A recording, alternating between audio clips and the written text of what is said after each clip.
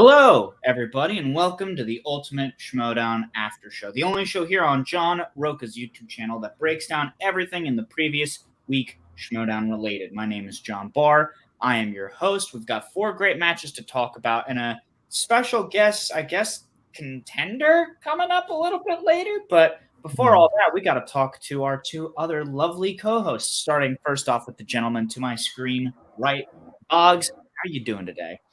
I'm very good, sir. TikTok, you don't stop, as we say every week since forever. Yeah, I'm all good. You know, obviously some matches to discuss. We're getting closer to spectacular. You know, the season's starting to wind down. We've got a very special guest. You know, he's got a lot to discuss, and we've got a lot of questions to ask. That's right, and I think something that'll probably help in asking those questions is me moving my mic closer to where I actually am. So, hey, while I do that, let's cut on over to our third lovely co-host. Soul, how are you today? I'm doing good. I got back from my friend's bridal shower where we painted. So I have a painting on display back there. You can probably barely see it, but it's there. I got paint all over my hands. Once we know what we're looking at, then it's a little bit easier to spot. Right. It's one of those things where it's just like, I don't know. All right. Yeah, we've got 4 great matches to talk about. We've got a very special guest. One thing I also want to let y'all know is if you can support us in any way, we really appreciate it. And there are multiple ways to do it. Obviously, patreon.com/John Roca. That's the big one. That's the way that you can help support everything that happens on this show. It's where you can be a part of not just this show, but many other shows that happen here. That's the number one way to do it. Patreon.com/John Roca.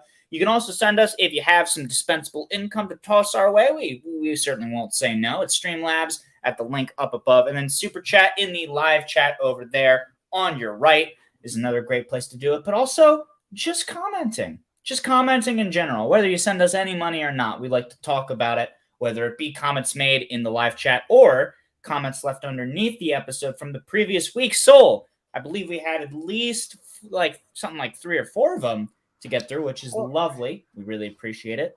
Let's hear what those 4 people had to say. First off, I like the dance move that Boggs just did.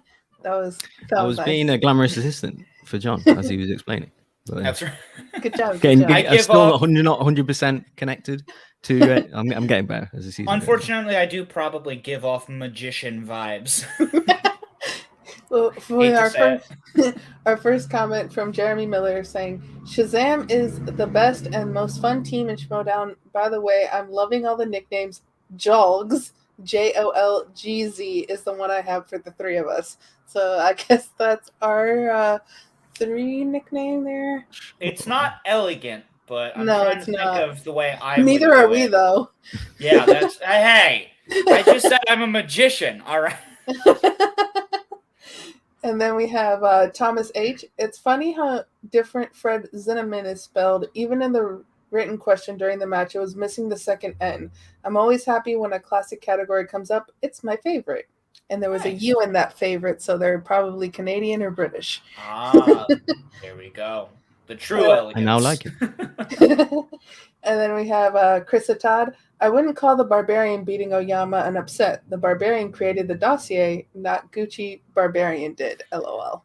Yeah, I think that's one of those tough things where it's like, if you think about how accurate dude is versus what his record is, I think that's kind of a little bit more telling of where the upset narrative came around. Because Paul Oyama, he is the one that is a former singles champ and a former team's contender, whereas Barbarian, he's still looking for that first big win.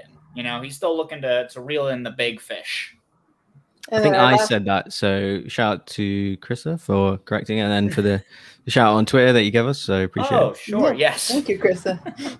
And then we have Joey Steelers, Soul, great throwback Florida Marlins costume. I said if you know, you know, and Joey knew. There we go. We found the guy. Oh, gosh. Well, gang, if that's all we have to talk about from last week, I guess it's probably time that we start talking about this week in matches, starting with the first of 2 singles tournament matchups that we had, that being Mike the Killer Kalinowski, the current Innergeekdom champion, going up against Janine the Machine, the sole survivor of the Stars' entire faction this year. She is the lone survivor, and gang, she keeps surviving. Boggs, I'm going to toss it on over to you to break down this match. Sure, yeah. So, as you said, Janine representing the struggling Stars, and Kalinowski, representing the informed corruption. And yeah, I thought he was super cocky in his promo, which I really like. I like a cocky champ. So yeah, talking his smack and saying, because obviously he's beaten her in the past in singles, so trying to rub that in. So I did love that. And then going into the first round, he did finish the round up, 6-5. And I thought he was kind of a good continuation from his previous singles match, because against Paul Waterhauser, I think he was quite happy with hitting his 2, 3, and 5, showing that, oh, okay, I am, a legit singles threat here. So yeah, going into kind of this match, obviously the confidence is there, current IG champ, and of course, and Jeannine is obviously, trying to stamp her authority as a contender in singles, coming off that really close loss to Murrell, and that the teams, whatever the team was called, was it the Otter Couple or something? Yeah, so coming off that, but yeah, she was down though, 6-5, and then going into the second round, Mike spun first, as kind of Corruption nearly always do, land on spin, opponent's choice. He got classics. Bit of a rough round. She obviously gave him that. She's I think in a teams match, they stuck. I think they had spinner choice, and she elected for classics. So obviously she's really good at that. I believe she has a classic movies podcast as well. I'm not 100%, but yeah, she did steal the first point question. 101 Dalmatians. She stole a second. Mike was kind of in the right ballpark, but obviously it's that famous scene in It's a Wonderful Life that you kind of got confused with Miracle on 34th Street, I think. And Janine stole that. You did get his Wizard of Oz question, and then again, Janine stole the last question. So the round, well, obviously Jean went next. She spun 90s. She went perfect in that round. She got multiple choice than once, but the round finished 14-8. Big swing, obviously opponent's choice, yeah, obviously big gap. Then in round 3, Mike got his 2-pointer, couldn't get his 3, obviously not enough, and loses by TKO. It's nice to see kind of Jeannine and Roxy happy, because they're struggling for wins, and that's the kind of, I think that's a signature win for Jeannine as well, in terms of her singles career. So yeah, kind of happy for her in that sense. But I kind of felt like Mike was kind of out of the game in the first round. It was kind of a bit of a weird match in a sense that obviously getting opponent's choice, and he kind of sort of knew the second question, but obviously kind of messed that up. And then kind of the second, I did notice when she spun 90s, the first 2 questions were horror-based questions. I know she did play a horror exhibition match recently, and I just felt that kind of was interesting. And yeah, and obviously his 2 and his 3, I think he lost on a musical question as well. I believe that's one of her. I think that's one of her strengths. So I just felt like he was kind of out of the game in the first round. So, and he had to take that TKO loss. But yeah, Jeannine progresses. So I'll throw it to Soul first. Overall thoughts on the match, and any standout kind of things you want to discuss? The second that Mike missed the "It's a Wonderful Life" question, I kind of knew it was it for him, because it felt like he was beating himself up about that, and he was probably thinking about that for the rest of the match, because he said Miracle on 34th, and then knew immediately that he got it wrong. And he's just like, oh, I know the right answer. And it's kind of one of those where you knew the right answer and you just have to let that go and go to the next question. But I think he was still thinking about that throughout the rest of the match. And then Tough Break getting musicals for his 3-pointer. We've seen that get him before. I was like, Uma Thurman, because I hate when it's a TKO. I like it to go all the way to the 5. So it was one of those like, oh, man. Yeah, and he obviously didn't know that Sidney Poitier movie as well. Not one of his kind of most famous movies, let me say, in my opinion. So it's kind of understandable. But yeah, Janine played. She did a thing. She got his opponent's choice, and yeah, she kind of hit her strengths, and Mike didn't hit his, unfortunately. But John, overall thoughts on the match, and yeah, thoughts on any standout things in the match. Yeah, absolutely. I didn't necessarily think that Kalinowski was out after he got classics, just because, I always try to be like a little bit hesitant to be like, oh, this is what dude was thinking for sure. Obviously, because at the end of the day, we are always the like armchair experts sort of thing. But I think one of the things that Kalinowski touched on in his post game is like, oh yeah, everybody always loves to talk about how great Jeannine is, even when she takes a loss. I've never seen anybody get rooted for so much when she loses. And, as a fan of Jeannine, I can say it's because even when she loses, it's always clear that she's skilled and knowledgeable. And we always want to cheer her on because we know that, you know, any given day, she can beat any given person. And that's simply what happened. This is one of those things where obviously a big part of the Schmoedown is luck. You know, it's always about what categories get brought up in that round one, what you spin in round two. That's the nature of the game, is sometimes you just land on a category you don't know. And I think Mike, he might have maybe gotten a little bit too much in his head. He certainly was in his head for a hot second there, like you were saying, Soul, with that It's a Wonderful Life question, which, I mean, Bugs, you know, you say you love a cocky guy. That seemed to be the most cocky moment to me, is when he was like, oh, yeah, easy. It's this Christmas. No, it's not. It is the other one. Yeah, I mean, you know, Mike Kalinowski, it would certainly, yeah, Mike wants to get rid of opponents in Spinner's Choice. How many matches since being the Innergeekdom champ has he taken those off of the wheel? I'd be curious to think about, because obviously he's been a long-running Innergeekdom champ, and that's something that champs can do, is elect to either keep those slices on or take them out. So, you know, I think Mike, ultimately, he's still a great player. Like, I mean, obviously he's the current reigning Innergeekdom champion. Can't take that away from him with this loss. I think it is one of those things where it's like, I think maybe singles is always going to be that avenue where he's just not quite there. You know what I mean? I don't know what it would take for him to be able to like go on a full singles run and contend for the singles belt like his partner Chance did. I think maybe it would have to be one of those things where like he'd have to focus on 2 divisions rather than 3. So I don't know if Mikey 3 belts is ever going to happen. I feel like that's something that we've kind of been pushing to the side for a minute now. So maybe me saying that is something we've all already agreed on. But I'll tell you this. After watching this match and Dan Murrell's match that we'll talk about a little bit later this week, I know Dan Murrell versus Jeannine is coming up. And again, like I was saying, Janine can beat anybody any given day. I'm going to have to spend this whole episode thinking about who is going to win that match, because that one I think is going to be a dead heat, like sudden death type match. But this match was good, Boggs. It was a good time.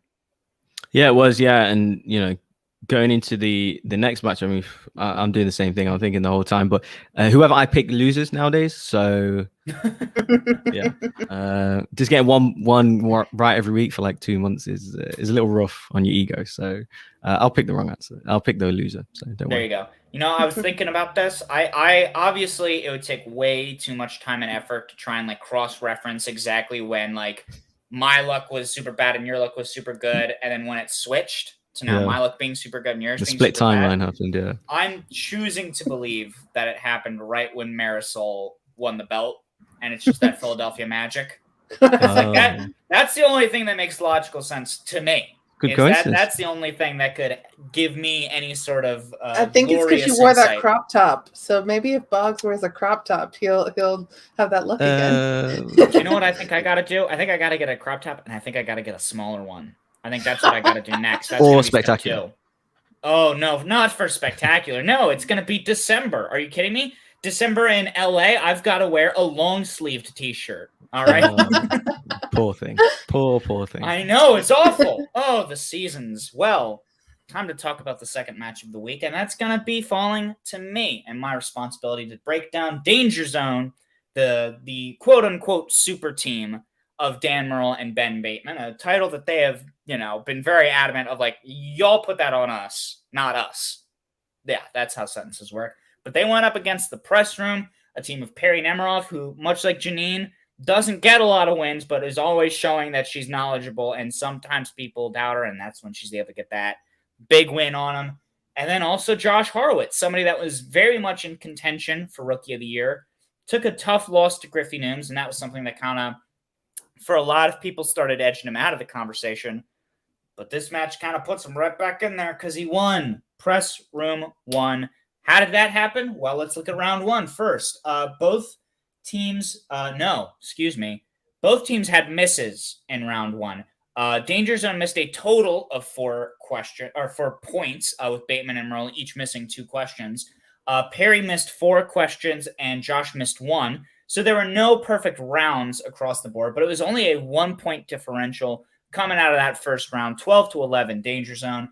And then both teams went perfect in their round 2s. Press Room got Spinner's Choice new releases. They checked down twice, so they got 10 out of a possible 12, which is great. Meanwhile, in Danger Zone, they spun off Disaster. They landed on Tyler Perri, which seems to be a big strength for Ben Bateman. and they got 11 out of a possible 12 points. So it was a 2-point lead for Danger Zone coming out of the round 2. And then we got to round 3, and it got a little bit tougher with that 3-pointer for poor Dan Murrell, immediately beating himself up over not having that dead president's pull. And that meant that, Danger Zone then had to hit their 5, which they did. But that gave Press Room the chance to be able to answer their 5 and win the match. Even without any JTEs, Horowitz was pretty quickly able to pull that Hidalgo answer. And so 31-30 in favor of the Press Room, who are now moving on to face King Arthur in the tournament finals, which is pretty wild. I don't remember. I certainly know I did not get this right, but I certainly know that Soul, you did. So I want to toss it over to you first. I mean, was this kind of the exact match that you had been anticipating getting from these two teams? I think, as you said before, that people doubt Perri. And when Perri's doing really well and gets a category that she's good at it, like new releases in round 2 or going at it in round 3. Her round 2s and 3s are really good. She struggles a little bit in round 1, but that's why she has her partner to pick her up there. And I like the dynamic between her and Horowitz, that they both carry each other in certain ways. So I think people haven't focused too much on that. They're a great team because of that. And then I picked against Danger Zone because I don't like Ben. So it's kind of one of those, like, let me go for that underdog. And to put to the part of them saying, oh, we didn't put that on ourselves. We didn't call ourselves a super team. You also didn't tell anyone to stop calling you a super team. Everyone was calling you and you were allowing it. You were taking it in. We're like, yeah, we're that good. And I guess they should have humbled themselves a little bit. Who knows? Yeah, you should have come on to our show and flagellated Yeah, exactly. yourself. That's why you guys lost. You've been on our show. What if That's I what you actually get thought for not that? being What if I actually was that mad? What if I was legit? How dare you? No, it's a Saturday. Ben and Dan, you're free to enjoy your Saturdays how you please. Yes. Just like I hate to say it, but obviously Perri telling Ben to shut up during their singles match, that to me is one of the things I'm looking at for potential moment of the year, because that was hilarious.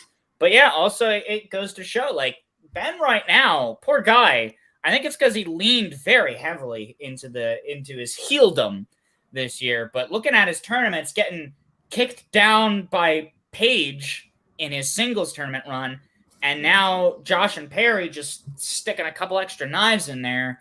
I mean, it's tough, Boggs, because obviously Danger Zone coming out of the draft, they were kind of looking like the super faction at the very least. That was a narrative that was definitely going on. And they're still up there, and I think they might be either 2 or 3, right? According to my notes, they are currently the number 3 faction, but I could very easily be wrong. So yeah, Boggs, I kind of want to toss it over to you what your thoughts are on this match, but then also kind of your thoughts on the dungeon as a whole, because obviously their year is not over. Robert Parker is going to Spectacular. Dan Murrell is still in the singles tournament. There's some different ways to go, but kind of what have been your thoughts on this faction as a whole, and what do you think comes next? Well, just the match first. So I just felt Danger Zone were just, they both played really well. Press Room got the spinner's choice and they got the new releases. They're two, working reporters, journalists, whatever you want to say, and reviewers kind of thing. And and they just knocked that out of the park. And obviously Danger Zone did well as well in round 2. I just came down to that 3-pointer from Dan. So I guess if they did better in round 1, then maybe the score would have been closer. Who knows? But both teams played really well. I was kind of surprised that Press Room just kept up with them really. But obviously they did get their new releases, and Josh has shown particular high caliber play and knowledge and stuff like that. And but we know Perri's a strong round 2 player. She's proved it a number of times now. But yeah, it was just unfortunate. He didn't get the 3, and they lost. But Dead Presidents, by the way, give it a watch. I did watch it on Disney Plus not long ago. I put it on as a wheel slice for one of my fan league matches in the Patreon. So I watched that specifically about 2 months ago. So I knew the answer. I'm just flexing. But it was for the dungeon. Yeah, it's a little bit of, well, for Ben first, I do think he gets a little bit of unfair stick. I'm a Bateman fan, I guess.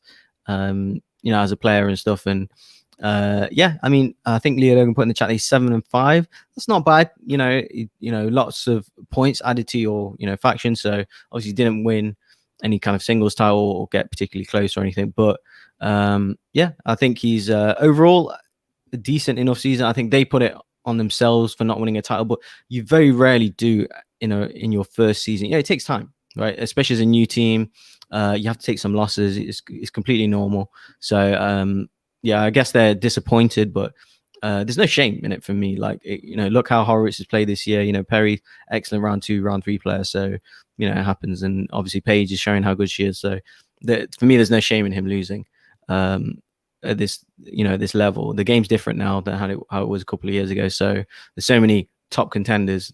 You're going to lose sometimes. So I'm not holding that too much against him. But yeah, the dungeon, I mean, they're pretty much out until Spectacular now. Well, obviously we've got Dan left, as that was always going to happen. That was always going to be inevitable. He's going to be kind of the last remaining, last man standing in a kind of tournament for his team. So I'm not surprised about that. But dungeon, yeah, kind of, I don't know if they, depends on how many points Dan can get, but I don't know if they're out of the faction race kind of thing. So yeah, it's kind of on par. I know they get more points at Spectacular. So I'm not sure. I haven't done the math exactly looking at the kind of league or the table standings, but yeah, kind of interesting what's gone down. And obviously, another dungeon player lost this week in the tournament, which we'll talk about. But yeah, overall, obviously slightly disappointed. But yeah, overall, I don't think there's any shame. I think they get a bit too much criticism, if I'm being honest. He has shown, he's still a top player, but yeah, the press will move on. Yeah, as Leo Logan points out, Dungeon is in third with 76 points. So I think it kind of depends on how the Robert Parker match goes, depending on who he's playing. Because especially if he's playing Mike Kalinowski and he beats Mike Kalinowski, that's obviously going to be a huge ding. It's also going to depend, though, on Marisol McKee in her singles match, who she's going up against, and then Shazam in their teams match, because right now the teams that are the factions that the dungeon are underneath are Corruption and the Quirky Mercs. Two factions that are also guaranteed to be going to Spectacular. So it's going to be a tough road for the dungeon. It's also worth noting Bateman ending his year 7-5. He did rack up the accolade of the MVP for the free-for-all earlier this year. So that is something that he could definitely hang his hat on.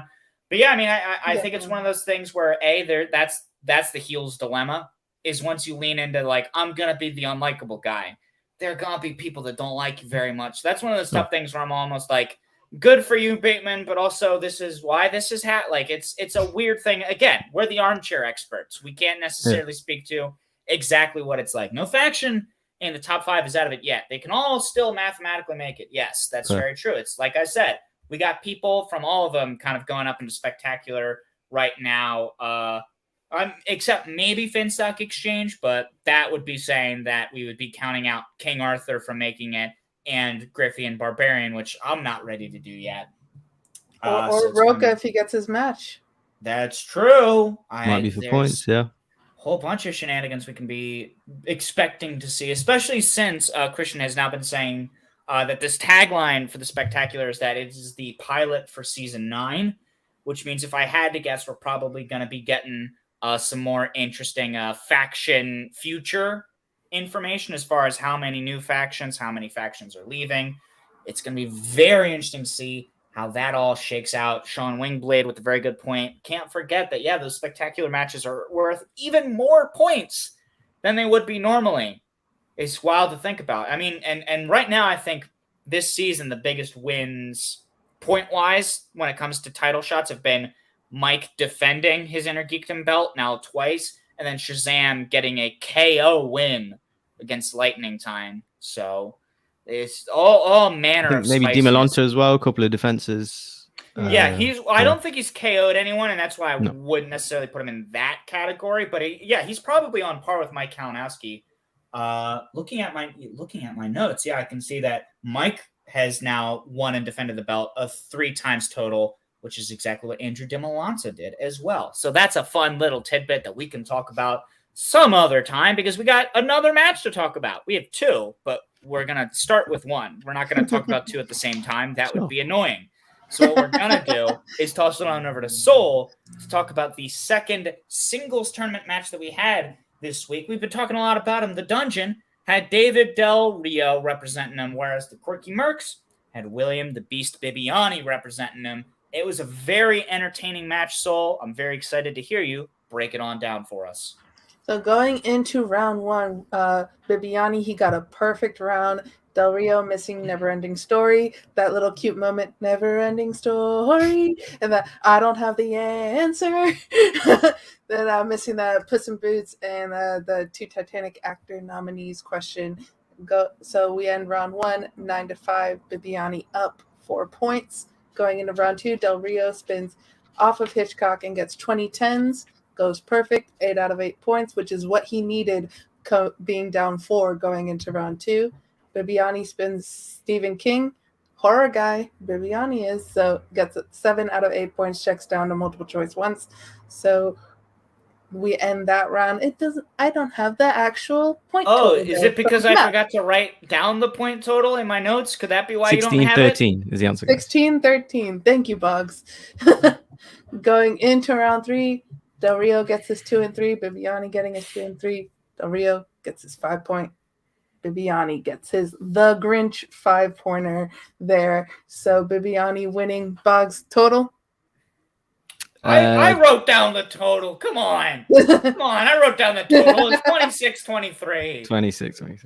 There we go. I just wanted to hear him say it in his British accent. Numbers. That's fair. Yes, numbers. We'll get Bugs to say soggy bottom later. How does that sound? Perfect. I've been watching every Friday. Every Friday I've been watching. There you go.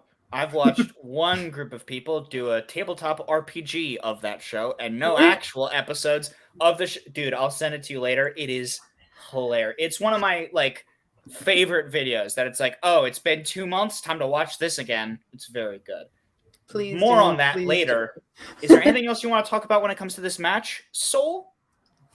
Yeah, going in, I picked Del Rio going in because he's been showing real strength here, and he just got up against that Bibiani wall, getting a perfect round 1, going almost perfect in round 2, getting all his questions right, and going perfect in round 3. And it's one of those times where you're playing against Bibiani, he's having a real good match, he's getting all his questions right, you have to match him tit for tat, and it was that round 1 there. So throw it over to Boggs, your thoughts on this? Yeah, so...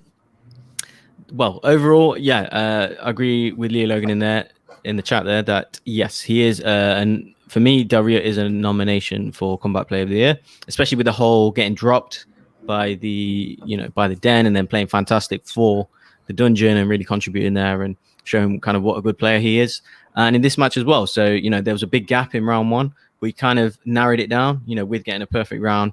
Hit his 2, 3, and 5. But I genuinely did not know the answer to Bibbs' 5-pointer, so I kind of maybe thought he lost, and then so that was a kind of good ending for that.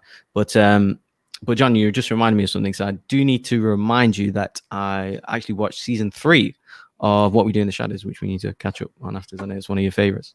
And yeah. And Smithy in the chat there saying when we're going to play. I don't want any part of Smithy. He's really, really good. I've got no chance or how that. Oh, are you kidding me, dude? One of the reasons I lost my one and only match that I've ever played is because of a Grinch question. So having to get reminded of that movie in this match, damn. And yeah, Smithy next. What's it called? Scum and Villainy. Because I see him as like an unofficial Outlaw Nation mascot in these matches. I want to see a I don't know, like poster or something. Outlaw Nation or Ultimate Shrine Aftershow. Put the mask on. Hey. Great shot. But you better be wearing a mask at those matches. But yeah, overall, I think Bibbs is just he's literally horrible to play against because he's so good. Even if he gets opponent's choice, you just feel like he's just so strong. You kind of have to go perfect to beat him. Obviously, he has missed Shazam as well in the last round. They have missed their 5-pointers here and there. I think they're 50-50 on the 5-pointers. Well, should they get there because they've got so many wins. But he's in form at the minute, and I kind of see him going far in this tournament. So thank God for Bibbs winning this match. It's the only match I've got right. So I know that. Appreciate pain. that. I know that pain. John, your thoughts? Yeah, I mean, definitely Del Rio right now is one of my 3 players that I've noted for potential comeback player of the year. Mhm. The other 2 being Paige for Betty, who started her year with that loss to Peggy Gubbins, and then Perri Nemiroff, who I believe started her year with the first press room loss in that first teams tournament that we had. So right now, those are kind of my 3 people to look at. Yeah, man, David Del Rio, again, one of those guys were similar kind of to Bateman this year, where it's like there's no denying that he's good. This was the year, though, that he really got the opportunity to build up momentum, because there's always going to be different people every year that are like the story, right? You know what I mean? Like, even a guy like Adam Collins, undeniably great, has not gotten a chance really to build up the momentum, or like when he's gotten the big matches, he's just been going up against other good people, and it was their year, not his. Like, that's always kind of the nature of things. So it's one of those things where, obviously if there's anybody to lose to, it's William Bibbiani. I'm just glad that we got to see David really get the opportunity to get some well-deserved wins under his belt. It was very happy to see. And again, very happy to see that he wants to keep playing, because again, that's why we big up these players who get their dang losses, because it's like, no, but you still rock, you see. I don't care that you have... I like his passion for the game as well. Like, he seems like even in a loss, he's still got the... Hey, good shout. Even in a loss, he's still got that kind of desire to prove like what he knows and stuff like that. So I think that's good character, going into next season. And I see he's getting stronger and stronger. So look forward to it. And obviously, William Bibbiani, he's not only a great player, but he's also been having a really solid year, being able to rack up all of those Shazam wins. But also, I think he's only taken 1 loss this year, which was in singles. So obviously, it's doable. He could get knocked out potentially in this singles tournament, just like he lost last year to Liz Shannon Miller, another person who, again, that was her year last year. She was on fire, and she's also been doing great this year, but largely as a part of the teams that, gang, there's so much math. There's so much arithmetic that goes into trying to calculate these things. And that's why there's going to be weeks that I get everything wrong. There's going to be weeks that Boggs gets everything wrong. Weeks. Hey, well, how about we move on over to the match that everybody except for Soul got wrong? Does that seems like fair penance, if you ask me, Boggs? It seems only right that we give Soul her absolute due diligence by talking about the fact that she was the only one. Obviously, we didn't talk about it on the show, but you can check our receipts. Soul is the only person to correctly call this match, and it was the Star Wars tournament final match. Boggs, of course, you are the only one who could break this down for us, I guess. I don't know. I keep getting in trouble when I say Boggs is good at Star Wars. I keep getting... Different people always come for my neck. All right? I mean, everyone's impressive.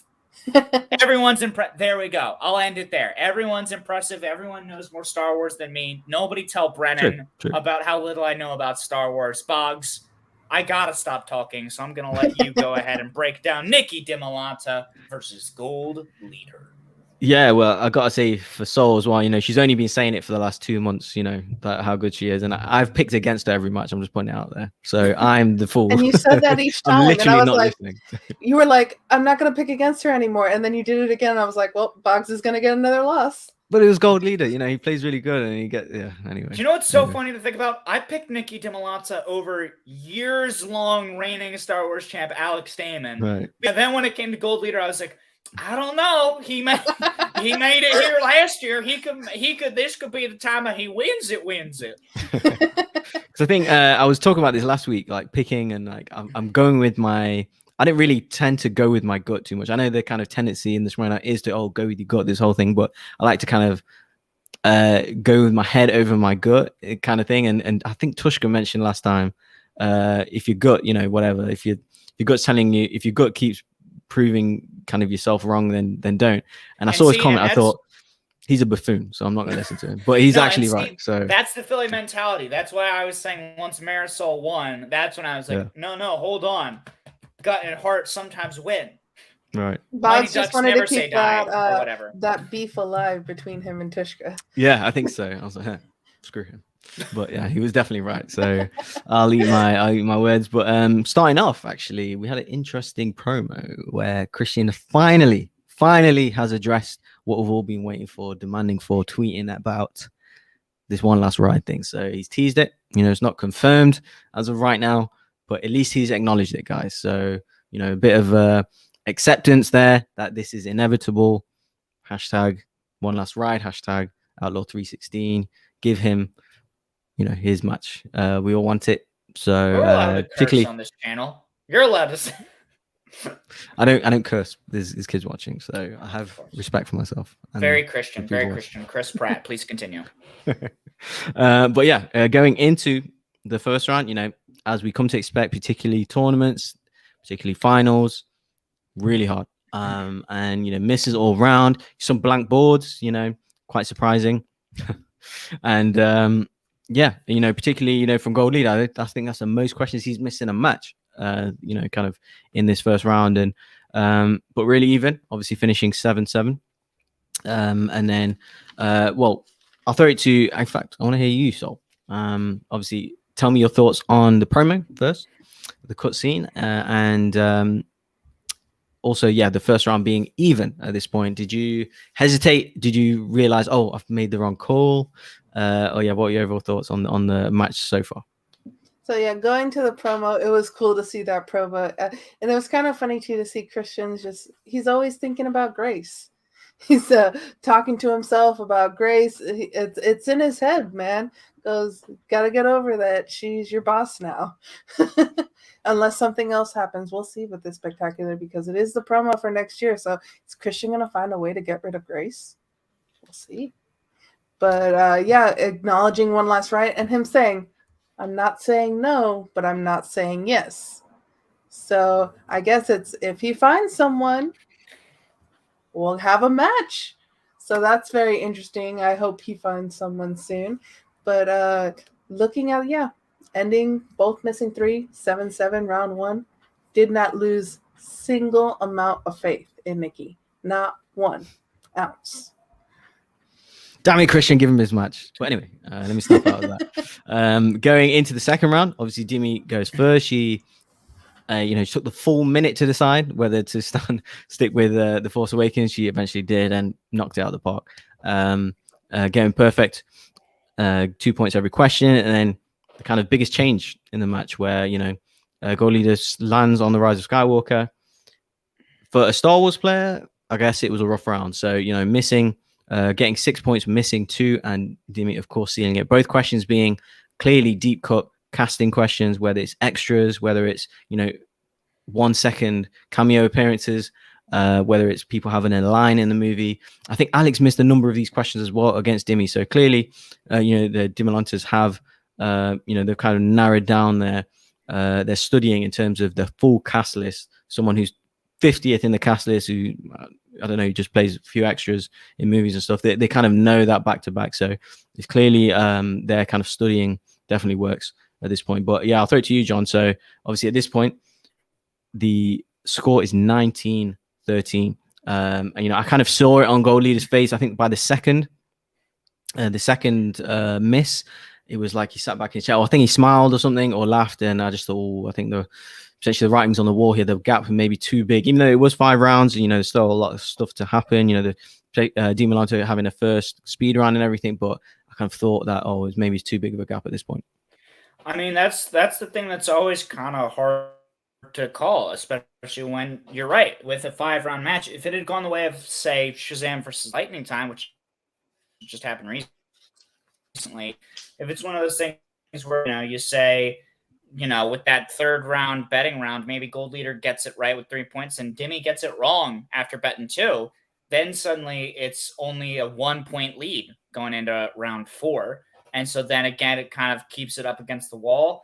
I think, more so with Innergeekdom and Star Wars, just because of the nature of the questions, as opposed to like, oh, here's us pulling from every kind of movie that exists versus here's just going as deep and like narrow as we can possibly go. I think that's the thing that often trips people up the most, where it's just that awkwardness of like, oh gosh, how do we even navigate trying to answer all of these different questions? It's really fucking difficult. And I think it's just one of those things where Gold Leader kind of knew that, where he was like, I'm not done. Like, I don't think, again, I'm trying to not try and project too much on the players. I don't think he was like, oh, I'm done. but I think he was definitely like, oh, now it's real hard times ahead.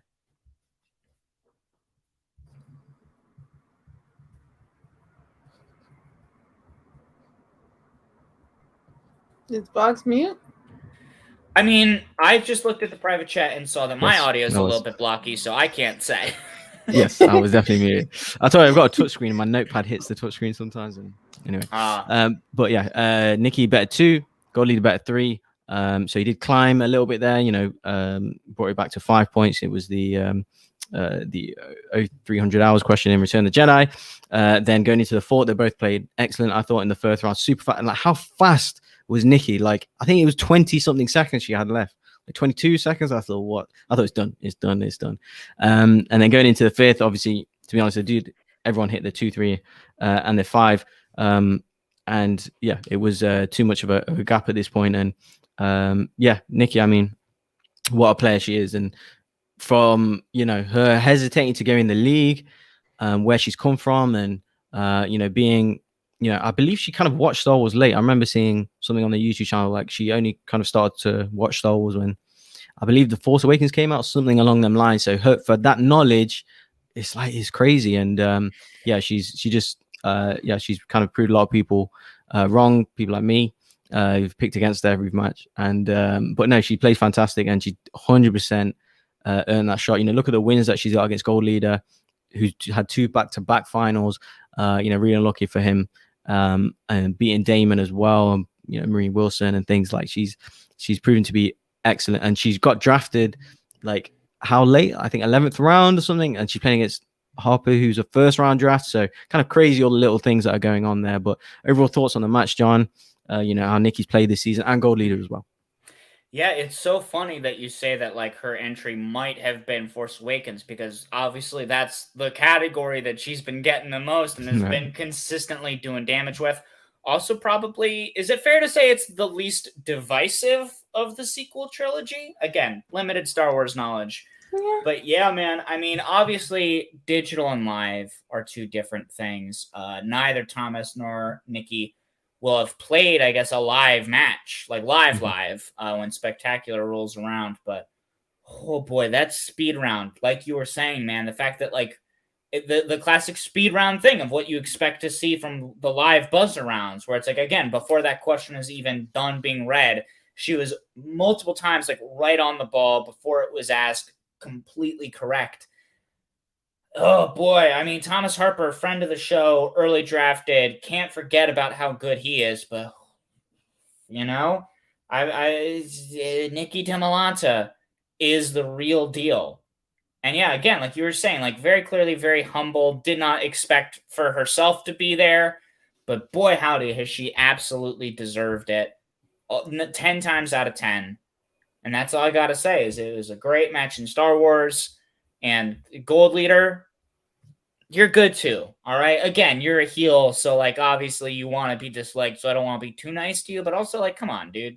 You're fun. You seem like a nice guy. I hope you get picked up by somebody next year.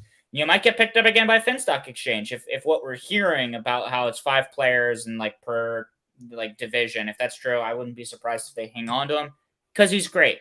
Plus, not to mention the fact that Finstock last year had Andrew Dimalanta, who this year became the champion. Maybe that's the good luck chuck of it, huh? I know they were joking about it in the postgame, but maybe that's the good luck chuck, is it's not you, Gold Leader, it's the Finstock Exchange. So maybe leave them next year, so then that'll be your year to win the star.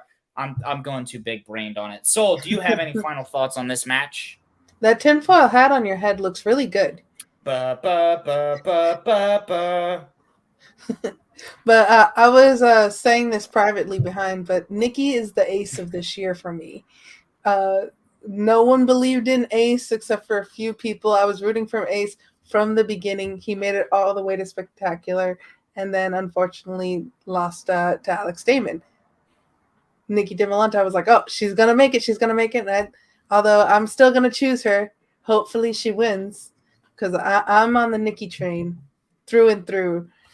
She's been added to my always go for Nicki Dimalanta. She's got Chandru Dhandapani, Ace, Nicki Dimalanta.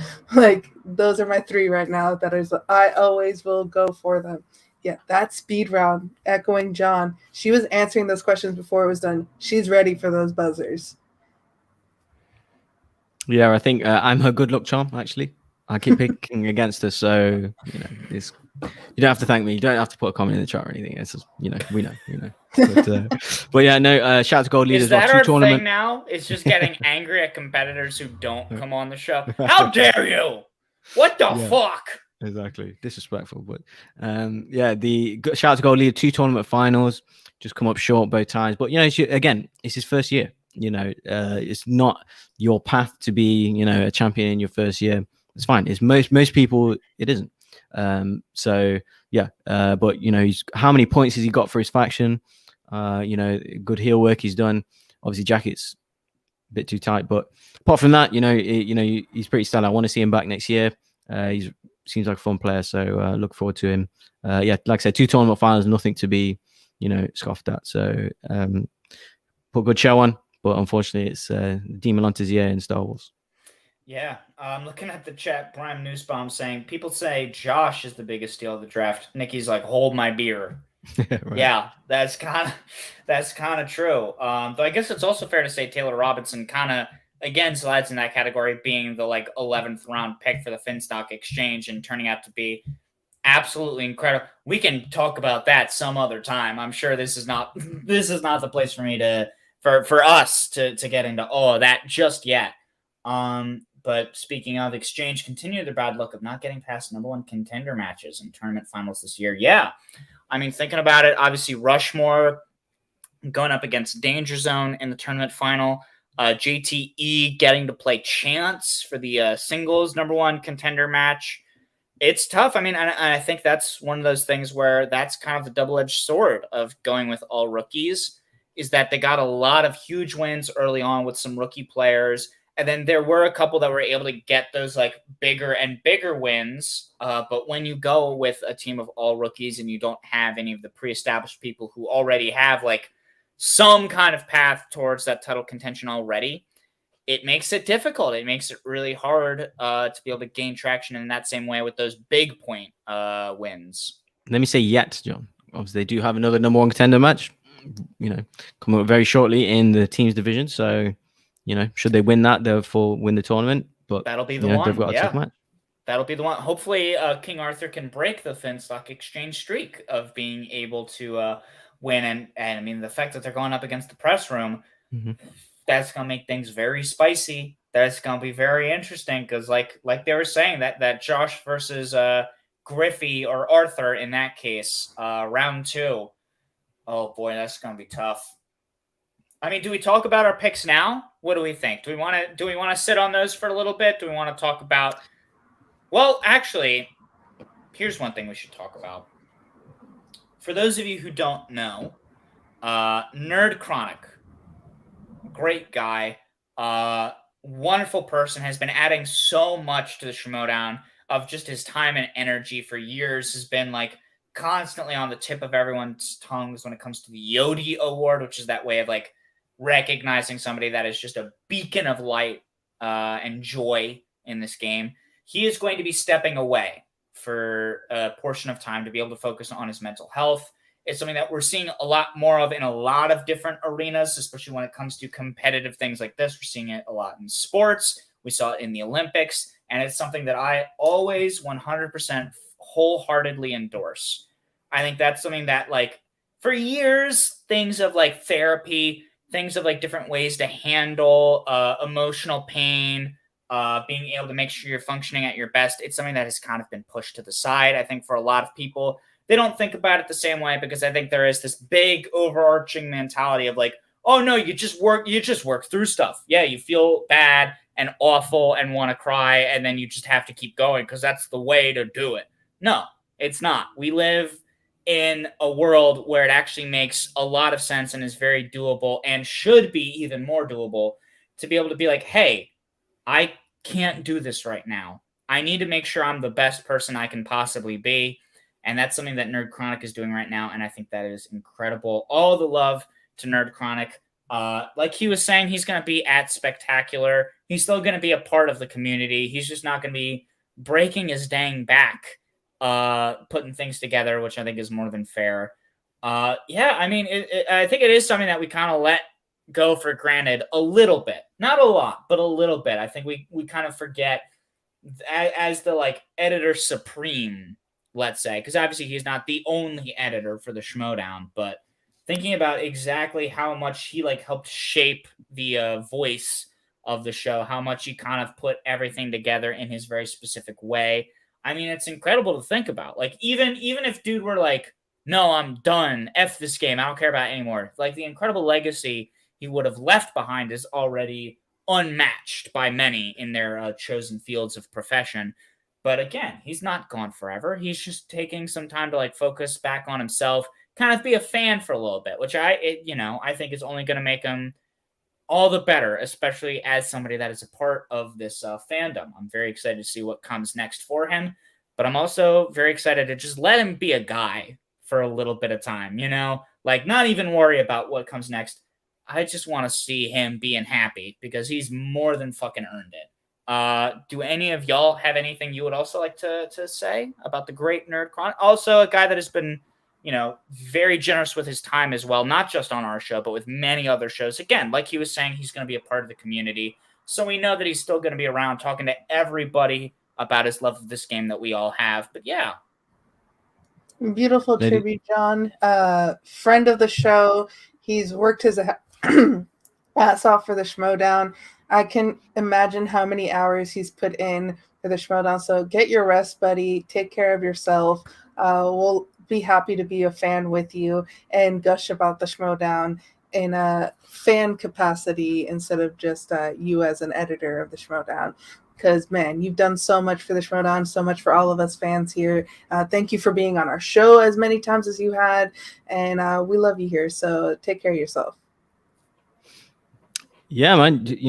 You can rest now because he's done enough. He has done enough. Like you're saying, John, he's helped shape the game, the league, whatever, the look of it, the feel of it, the sound of it, that kind of thing. Always shows us love on the socials or, obviously he's been on the show a number of he was the first guest on the show on this YouTube channel. So big shout out to him, great guy. And yeah, he's just, if there's one, him and Christian, I mean, from my kind of outset, seemed like to be the two most kind of hardest working people around this. And they both need rest. It's not, it's not rocket science. So, it's, you do you, look after your girl and, go and enjoy life for a bit or whatever and work on other things and hopefully see you again soon. But yeah, man, just want to say, big respect, and yeah, we all owe you kind of thing. So, yeah, shout out to No Chronic, man. It won't be the same, I feel, without him maybe, but, that's life. Hey, nothing stays the same forever. And a lot of things change for the better. And I'm excited to see what the best version of Nerd Chronic looks like, because I think this is something that will get us to whatever the best Nerd Chronic looks like, whether that be editor here, whether that be editor somewhere else. There's a lot of places that need editors. I don't know what he's doing, and I don't need to know. I'm just happy to have him as a regular old Schmoedown fan like me. Now for something completely different. Do we think John Roca is going to play Kevin Smith at Spectacular or what? What's the deal? What do we think? Huh? Because that's all I can think about. How about you? Kevin Smith. Wow. Hey, I don't think he'll agree to play Kevin Smith. No offense to Kevin Smith. He wants a rival. He wants a rival. He wants someone who's been multiple belted. I know he even shunned down Mike Kalinowski, who has been multiple belted. But he's like, he's not good enough in singles for me.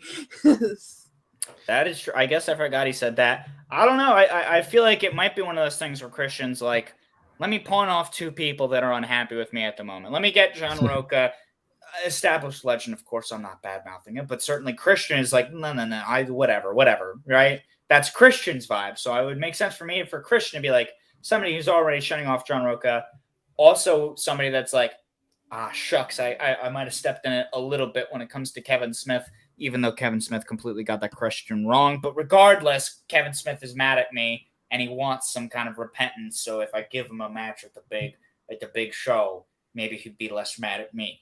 I don't know. That's my thought. That's where my brain goes, especially now that Christian's like, okay, maybe. You know what I mean? Like, you got to think about how those gears are turning. Maybe a Jeff Snyder. He can have a famed return. I know Boggs and I will enjoy that because both of us like Snyder. For sure. I mean, it'll be very interesting to see who it is. Who knows? Maybe if Dan Murrell loses in this singles tournament, they'd be like, hey, Daniel, would you like to be at Spectacular? Would you like to be there? Do you know his government name? Yeah, because you're saying Daniel. Weirdly enough. Daniel Greg Murrell. Exactly, yeah. Not enough people talk about that. There's grave injustice in the Schmoedown world. Oh man, so I'm looking at who's left in the singles tournament though, speaking of Dan Murrell, because we got Dan, we got Janine, we got Brendan, we got the Barbarian, we got Paige, we got Griffey, and then we have Bibiani just kind of waiting already on the sidelines, like, all right, who's it gonna be? These are some heavy hitters, and it's a nice mix as well, folks that we've seen before in the history of this game, and then also some people that are brand new to this game, like Paige and like Griffey. Brendan and Barbarian, that's a fun match of like people that have been in here but now are like really having a superb year. Timing might not be right, but would like to see Nerd Chronic get a Yodi someday for his contributions. 100%. Absolutely agree with you, Sean. Whether it be this year or sometime down the line, man has more than earned it. And then Dan Murrell and Janine, two of kind of the staples. I said that word so weird. Staples. John, that's a classic English word. Staples of this game for a hot second. I'm not going to make you guys try and pick a winner right now because that's way too hard, right? And we already have a hard task trying to pick 3 of these matches ahead of us. So I'm just going to ask, who's been your favorite of the people that we have right now in the singles tournament? People that have been racking up wins for sure, people that have been cementing their legacy as strong players in this game. Who's kind of been your favorite person to watch so far in this singles tournament? Paige Fabretti. Yeah, her number one big rival was Ben, and she managed to get that win over him. Yeah. Is that a big part of it for you? She called out Ben before she was drafted in her like, hey, draft me. She called out Ben after being drafted, and she got her chance against Ben, and then she proved that she was worthy to play someone like Ben, who is a former singles belt champion, who has played at a really great level this year. I will always give Ben his props, even if I don't like him. But so the fact that Paige has done so well and has played so well and is so entertaining, she really gets this game on both aspects, the way she plays and also her character work. I love her accent. I love the Boston Red Sox, so we got that in common. So I got to go. I just love to watch Paige play. There you go. Fair enough. Boggs, what about you? Yeah, I don't know. It's I guess I would say news as well, particularly that show that he put on in New York. Bibbs is playing stellar at the minute. I guess them two really are the standouts, but something else stood out for me, John. It was in New York. The very ending of that show. We had a very strange moment, don't you think? Yeah, well, and that brings us to our special guest, who I kind of don't know how to introduce. I mean, obviously, he is the former multiple-time Innergeekdom champion of the world. He is the star of Swag: Civil War: the movie that we were treated to earlier on in this pandemic, which, again, that's another thing that I think is a contender for moment of the year, is getting to see various moments of that play out.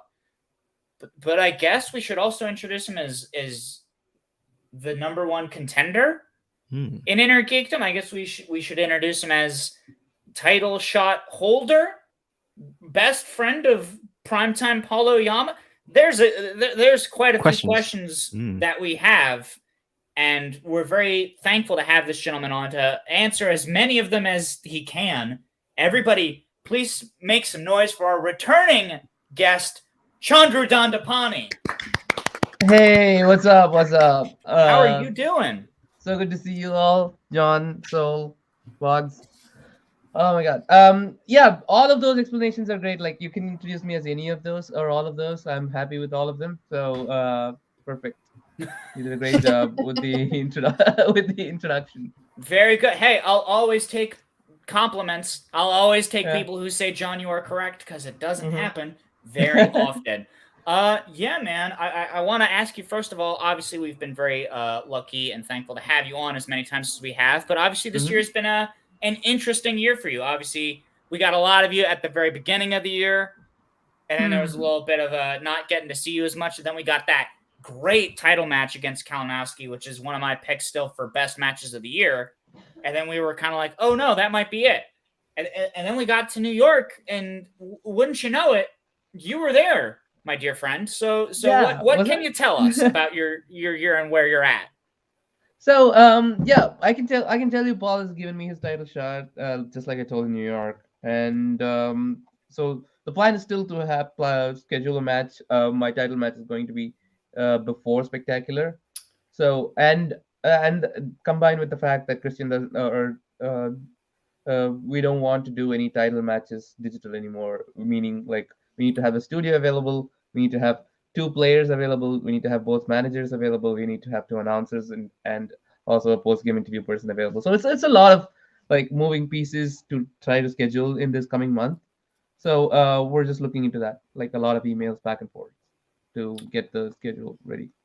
Gotcha. Yeah, that's very fair. I mean, obviously, we're still in the middle of a pretty bad global time. Yeah. I guess at this point, it's especially localized to our country, huh?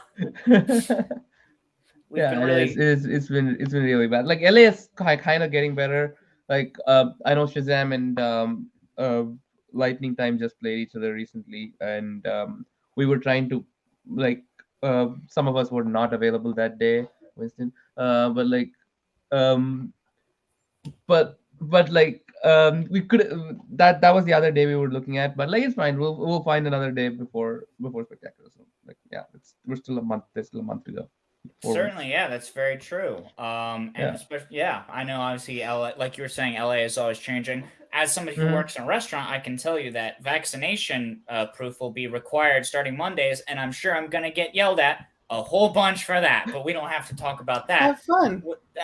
I'm not, but I also want to talk to you. I mentioned it earlier, Chandru, but you've also been Yeah. part of kind of the greatest cutscene action that we've been able to get. Because again, obviously, cutscenes, Mm-hmm. there's something that's very enjoyable, but something that's hard to do in this current time that we're in. But you had been you managed to be a part of some really great storyline stuff, notably, Yeah. of course, with the involvement of Jay Washington with our glorious leader Grace Hancock.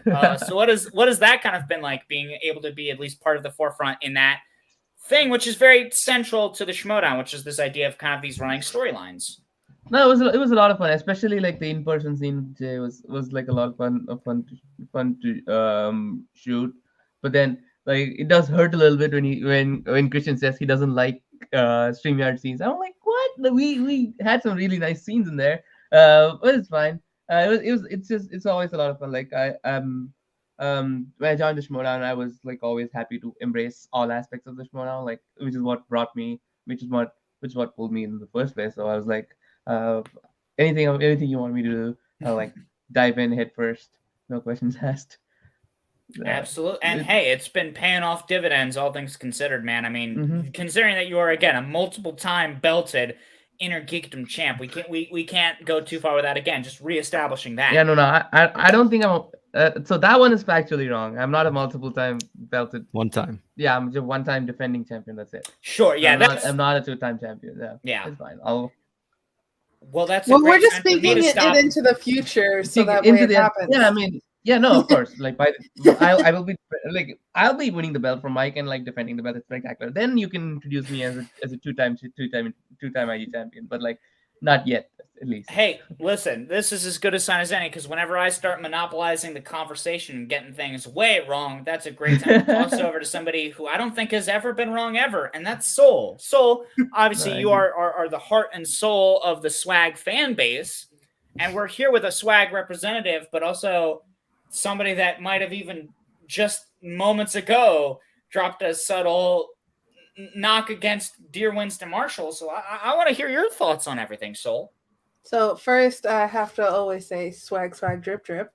Yeah, same. I have to have that every episode somewhere. That's the greeting that you have to give every club member. Yes, basically. yes.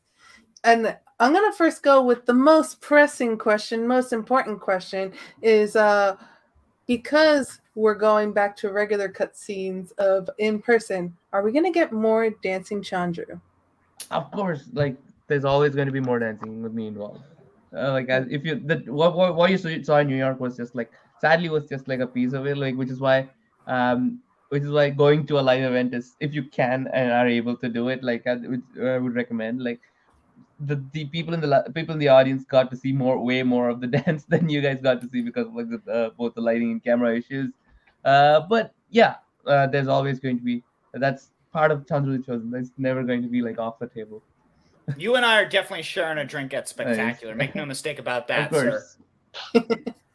Yeah, going in. I know they've talked about next year with each faction gonna have 5 players. Typically, like I'm guessing they're trying to do 1 or 2 teams, a few are IG, and then a Star Wars player. Yeah. Would you like to play for Winston again next year? Oh yeah, totally. I mean, we've like over the 2 years, like we've like gotten to know each other very well. So of course, I would want to like continue having the relationship. And like Winston was the one manager who was able to like get me to a belt, and who got me to a belt as well. And like he's still till now, like I'm under his management. I'm like the only player that has won a belt. So both of us are like very successful partnerships for each other. So I don't see why we wouldn't continue to like continue playing with each other. Like it's a fun squad.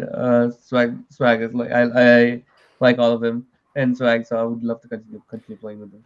I do have to ask, between the two of you, which one do you think is the Eddie Brock and which one is the Venom? That's okay. see, the problem is before Venom joined Eddie Brock was a loser. So I'm based on that. I'm trying to think. Okay, based on the chaotic element and like who is the moral compass that is like reeling them back in. I'm the Venom, and like Winston is the Eddie Brock that's like the moral compass and like trying me to stop from eating too many heads. Does that track? Okay. He does like to do that in the movie, so that's fair, yeah. And before I hand it over to Boggs too, did you like Venom 2?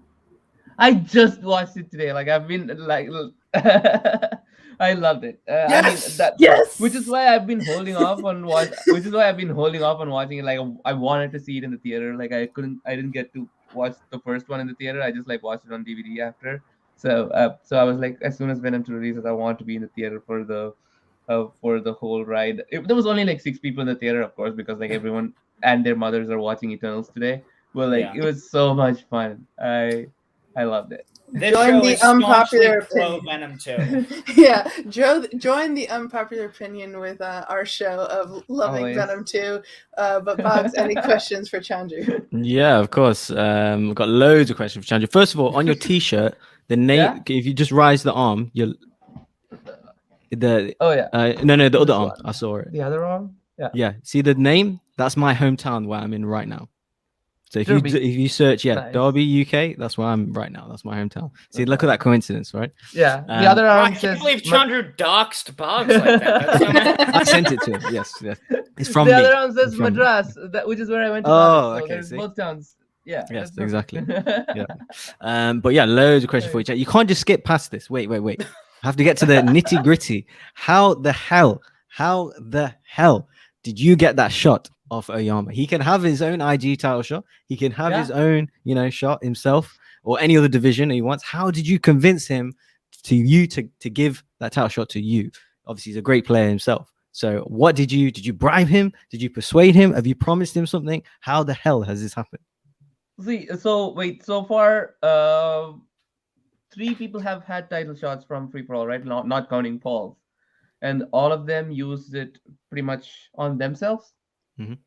whether it be Sam or Brienne. Brienne or Bidan.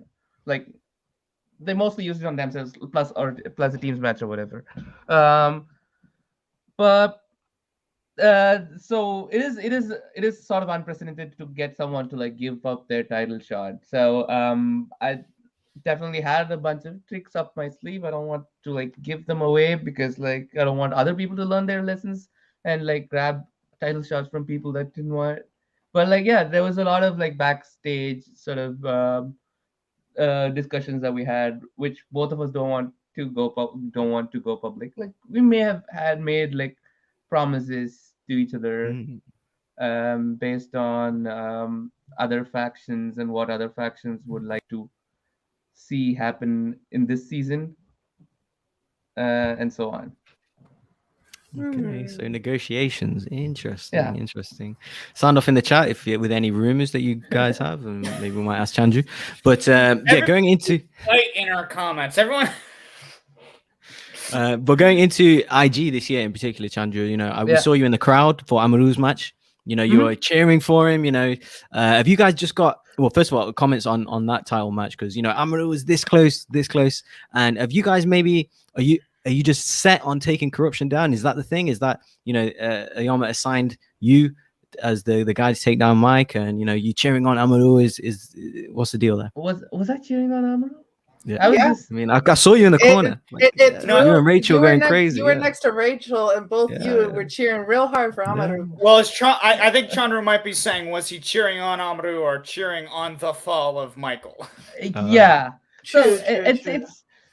it's very selfish in that sense. Like I I was the only active player at that point. Like before Mike defended the belt against me, I was the only active player to defend the Innergeekdom belt, and I wanted to keep it that way. And I was definitely one of four at that point people to defend the IG belt, and no one has defended it twice, and I wanted to keep it that way. So it was I wanted to be the first person to defend the IG belt twice. So it was very selfish motivations in rooting for Amaru and also like in rooting against Mike. That's pretty much it. And also, you always want to see the nice guy win. And like Amaru is such a nice guy, sweet guy. It's a deserving, very worthy and deserving of the championship. If he's not facing me, I wish him all the luck. Very true. So let's just put your stealing this IG, you know, belt to the side for a second. Let's say Mike will play. Stealing? I mean, that's what it sounds like. You're hijacking the IG division at the minute. But let's say that just doesn't happen. Yeah. That's wow. Let's just say it doesn't happen, right? Let's say Well, Mike does play Parker at Spectacular. I just want to know your thoughts on that match in particular, and you know, any kind of prediction. I mean, if Mike plays Parker, that is a very big if because like he would have to defend the belt for the third time that too against me, who I've like only gotten hungrier since like my loss in August, basically. So if he does that, it's going to be a crazy match. It's going to be one of those like who sort of misses first type of matches. And I also feel like Parker has had his bad matches. Even in his losses, he hasn't had like a really bad match. So it's about time for him. Like I can see Mike being too tightly wound, uh, uh, and like have a repeat of Spectacular 4 basically when he went up against Mets, which is what I'm envisioning. So Yeah. Wow. make it. Those are some high bars to set there, my friend. Mm-hmm. Goodness.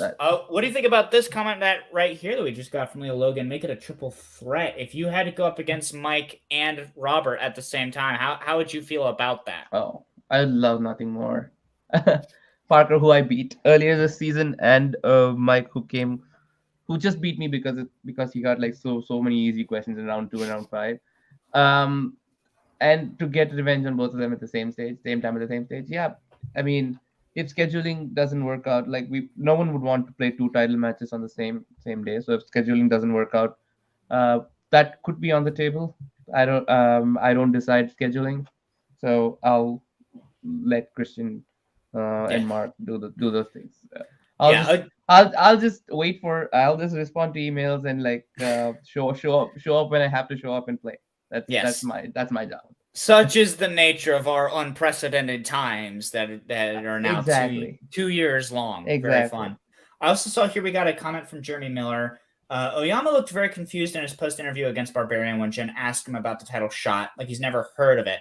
I would disagree. I felt like Paul seemed to be kind of in line in a weird way. I feel like it was Winston who looked very much kind of confused a bit, like he hadn't even heard of this at all. But it seemed like Paul was very much like, yeah, what happens, and so yeah. I'll just ask a question back to who was it? Jeremy. I'll just ask a question back to Jeremy. Was Paul confused or was Paul dodging the question intentionally? Those are two different things. It's the classic game of dodgeball. Do you try and catch the ball, or do you just let it whiz on past you? Bold strategy, Cotton. Let's see if it works out for him.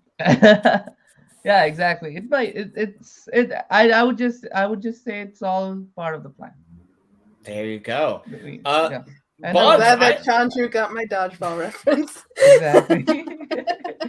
Boggs, I kind of have to ask you a little bit because obviously all of us here are fans of Chandru, but I feel like you have been the person that has been from the earliest point tooting the Chandru horn, understandably. I think you just had to go swag, drip. He stole. Well, so I'm trying to ask Boggs about why he said Chandru stole a title. I'm trying to build up to that right now. So I'm trying to. No, I mean he's stealing before Spectacular. You know, apparently this match is going to happen. I mean, has Mike agreed to this? What's Mike's thoughts on this? Because you must be in some of the email, threads. As he said, I've already, let's put Chandru to the side to next season, or what? What's the deal? And Shannon as well. I can't imagine Shannon being, accepting this. No, the thing is, Corruption has kind of drained their well on all tournaments, right? Like they're knocked out of all tournaments basically at this point. So for them, a potential 8 extra points. Like look at it from their side. If they're seeing it fully optimistically, they could just defend their belt at Spectacular and get 10 points. Or if they're lucky enough, they could defend it against me and then go ahead and defend it against Parker. That's like 8 plus 10, 18 points. Which so when you're offering them more potential points on the table, why would they say no? Just because it's a lower chance of Mike playing it Spectacular, and like Mike has played it 2 Spectaculars. It's not something special for him. It's so it's not just the simple yes or no decision anymore. Oh, that's interesting. Yeah, so I they want to take the gamble, right? Yeah, I mean, if we were in their side, for instance, if last year after I won against Smets, if I was told I'm defending my belt against Mara because Mara had a title shot before I go to defend it against Chance in December, both Winston and I would have said yes right away, because like we had 4 months going into Spectacular. It's potential 4 more points if we defend the belt against Mara. We were feeling really confident at how strong I was in IG at that point. So putting myself in their shoes a little bit, like I can understand why they would say yes. Yeah. I do have to add in here really quickly. Again, my math might be wrong, but if I'm not mistaken, right now Corruption is only 1 point ahead of the Quirky Mercs, who have obviously not only the team's champion Shazam, but also 2 people in the singles tournament right now. One in the quarterfinals and one in the semifinals. Yeah, which again lines up exactly with what you're saying. Like right now, Corruption is kind of getting pressed up against the wall. So it does make a lot of sense mathematically to try and rack up some extra points and gamble on taking 2 title shots. Yeah. I also wanted to ask, again, obviously we don't know what factions are going to look like next year. There's a lot of questions, but somebody that has been a manager in the past is a wonderful comedian and geeky commentator by the name of the Urban Gladiator, Jay Washington. Oh yeah, and that is somebody you've worked alongside of in various capacities. Let's say I've had that. like 2 scenes with them. It was fun. Yeah. Do you think that if he were to come back and be a manager, obviously you and Winston have a great working relationship, and obviously Winston and Jay are very close, so they obviously they wouldn't combat against each other. But if the opportunity presented itself, Yeah, do you think based on like our interactions, like I had like a lot of fun working with Jay. It's just a question of like what I would need from a manager next season, and like what the manager would need from me. It's a compatibility issue as well. Like we already, like Winston and I already know each other and like know how each other works, and like it's clearly working for both of us. We got to a belt and defended it. Not a lot of people can say that. Um, so so I kind of like where I am, but like I'm always open to new ideas as well. certainly? I'm starting to worry I gotta swap out my Ash Ketchum hat for a Detective Pikachu hat because I gotta go deep You're on this. going But to I want to quickly ask if either of my Yeah. illustrious co-hosts here have any other questions, because I know also that we have some wonderful Discord questions from the wonderful patrons, who of course patreon.com/JohnRoca. But yeah, I want to toss it on over to Soul and Bugs. What do you feel like you still have unanswered for our wonderful guest here? I have a couple. So, Okay. oh, thank you very much. Still, but yeah, firstly, Yeah. I want to know about what you sound inevitable, Chandru, but in terms of swag, obviously a bit of a rough go this year in terms of the faction standings and anything. Is there anything or potentially anything that has happened this year that you guys as a team might have regretted or done differently, or wish you could have done again at all, just to get be more involved in the overall kind of league standings this year? Ye- Um, I think we had like a great working strategy. Like we had drafted great players. It's just like a lot of bad luck that went into this season. Like just lucky breaks that went the other way. So many sudden death matches which just didn't pan out. Like so many like 1 point losses and so on. Um, uh, we also kind of overestimated how important IG in Star Wars is going to be compared to like singles and teams. So we were going for like strong IG players, strong Star Wars players in the first 3 rounds of the draft, and um, also we didn't expect this much emphasis put on all of the rookies as well. So I guess if we had a go around, like it was because we did so well the previous season. We also had like literally the worst draft position other than Corruption, who also like traded two spots for Marisol. So they basically got four free agents uh, and like a draft spot like starting the third round. So basically, without trades, we kind of had like the worst draft position too. So there's no complaining.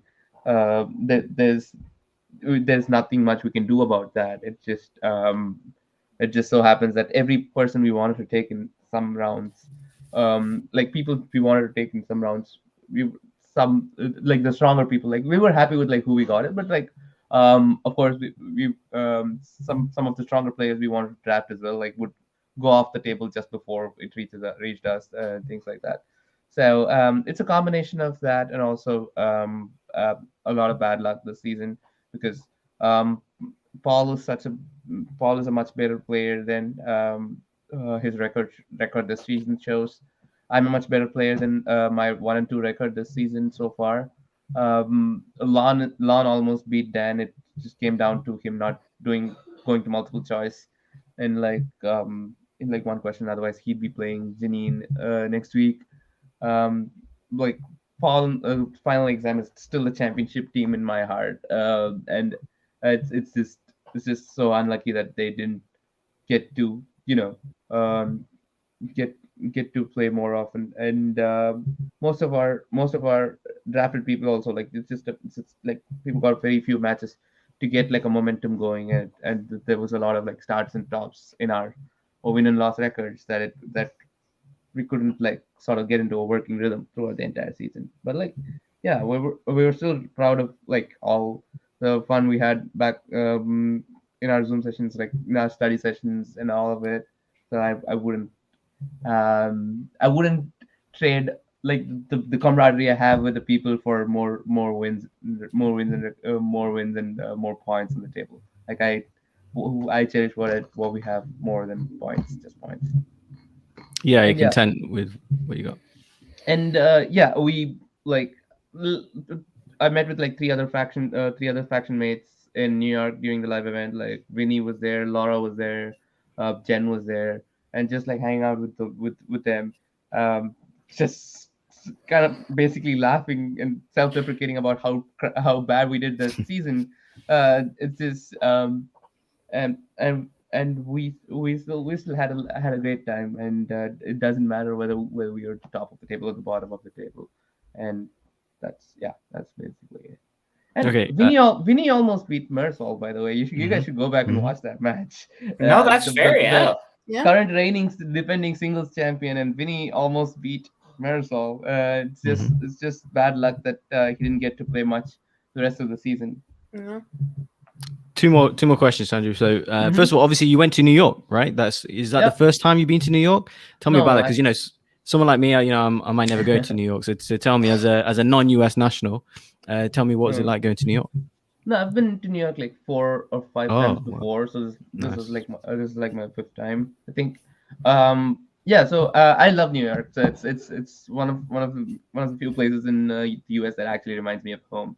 So I definitely felt at home when I went there. That also because like the place is very familiar to me. So it was which is why I didn't even do any of the touristy stuff. Like I was mostly there to just hang around with people that I don't get to see very often, like not who live in the East Coast or like Midwest and so on. So that is basically why I went. But like New York never fails to disappoint. It's always like a fun time. It is the best. I totally agree with Sean. You should Boggs, when you visit the US, like LA for the people, probably for a spectacular, maybe for a spectacular. And then other than that, I would definitely recommend going to New York. For sure. And Miami as well. I want to go. Oh, Miami, Yes, yeah, Miami. for sure. Last question, Chandru, as well. Have you seen Eternals? No, not yet. It's still on the docket. Like maybe we'll go watch it next week. Okay, so I won't spoil it. Obviously, it's brand new, but Kumail Nanjiani has he plays a Bollywood actor, right? Of course. That I know. Yeah. Yeah. And are you aware of his driver, his chauffeur? Oh yeah, he is actually apparently from one of the Bollywood movies. Which one? I don't know the movie, but yeah. I've seen him before, and it's honestly like some of his scenes is like watching a Bollywood movie. He's like the funny psych. He steals a Nice. movie. I'm telling you, he steals a Nice. movie. He's so good. You like look forward to that, and you'll get what I mean. It's literally like watching a Bollywood. When them two are together, like it kind of warmed my heart a little bit, seeing like what this is an MCU movie. Like it's super That is surprising. awesome. So yeah, it's obviously they have a few, a couple of dance scene numbers as well. So yeah, kind of surprising, and particularly that character. And I want to hear your feedback after your thoughts on it when you do see it, because yeah, it's like it was a bit of a pinch yourself moment. So yeah, for sure. Yeah, before my title match, I would watch that movie, and of course, we would do like an after show after that match airs as well. So I'll be here within a month. So we'll talk to each other about that movie as well as the match. Yes, definitely. But so please go ahead. Any questions for the Chosen? So about the factions next year, is there going to be a draft for those 5? I'm not. I haven't been told if it's going to be like a draft. So it's all up to like the managers and the and Christian himself, who makes the decisions, I think. So because it's only 5 people, 5 people per faction.